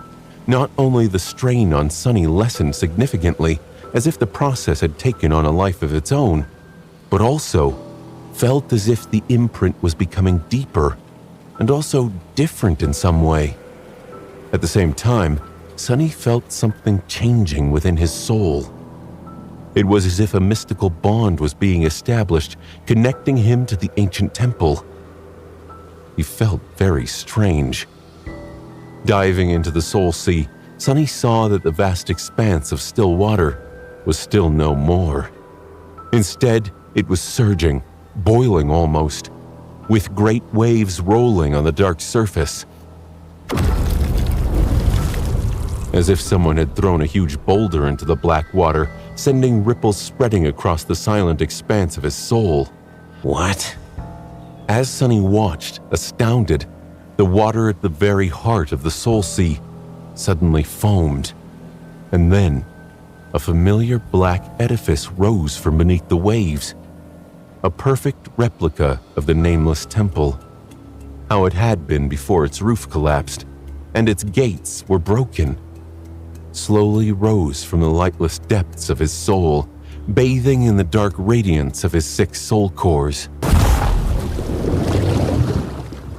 Soon enough, the surging waters calmed down, and the soul sea grew still and silent once more. It was as if nothing had happened. Only there was a great temple of black stone standing on the still water now. Sunny stared at it with wide eyes. But now, he knew that the ancient temple had been built elsewhere and had stood elsewhere before appearing on this mountain peak one day. He also knew that it could move again, now that it had an owner once more. Slowly, a bold idea formed in his mind. Sunny lingered for a while, then looked at his avatars and studied each one for a few moments. Eventually, his gaze landed on the gloomy incarnation. He smiled. Let's do it this way, then. Sometime later, a sudden commotion disturbed the deadly peace of Godgrave. A dark figure in onyx armor reached the edge of the dead god's breastbone, covered in ash and blood. Behind him was a trail of severed flesh and broken bodies.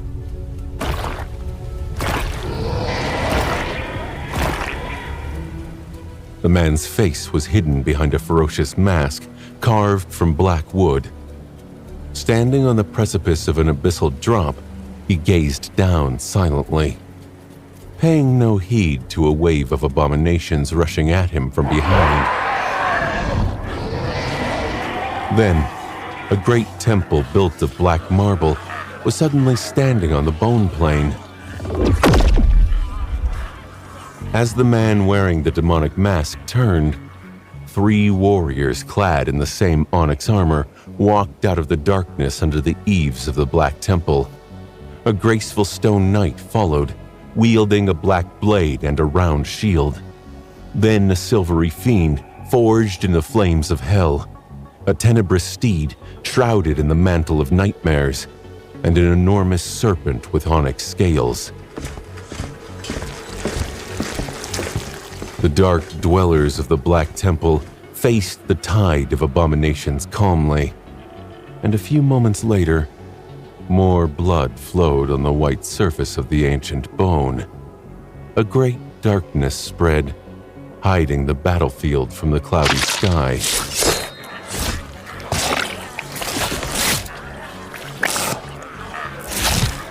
At the same time, far away, a young mundane girl was being taught how to slay nightmare creatures by an eccentric shadow. And further still, a trade caravan was approaching Bastion.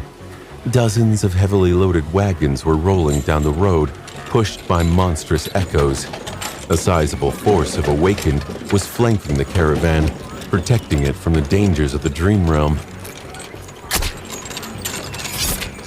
Their expressions were clear now that the lake city was in view. A handsome young man with porcelain skin and onyx eyes was sitting on the bed of one of the wagons, leaning his back against a wooden crate and looking ahead with a beautiful smile on his lips.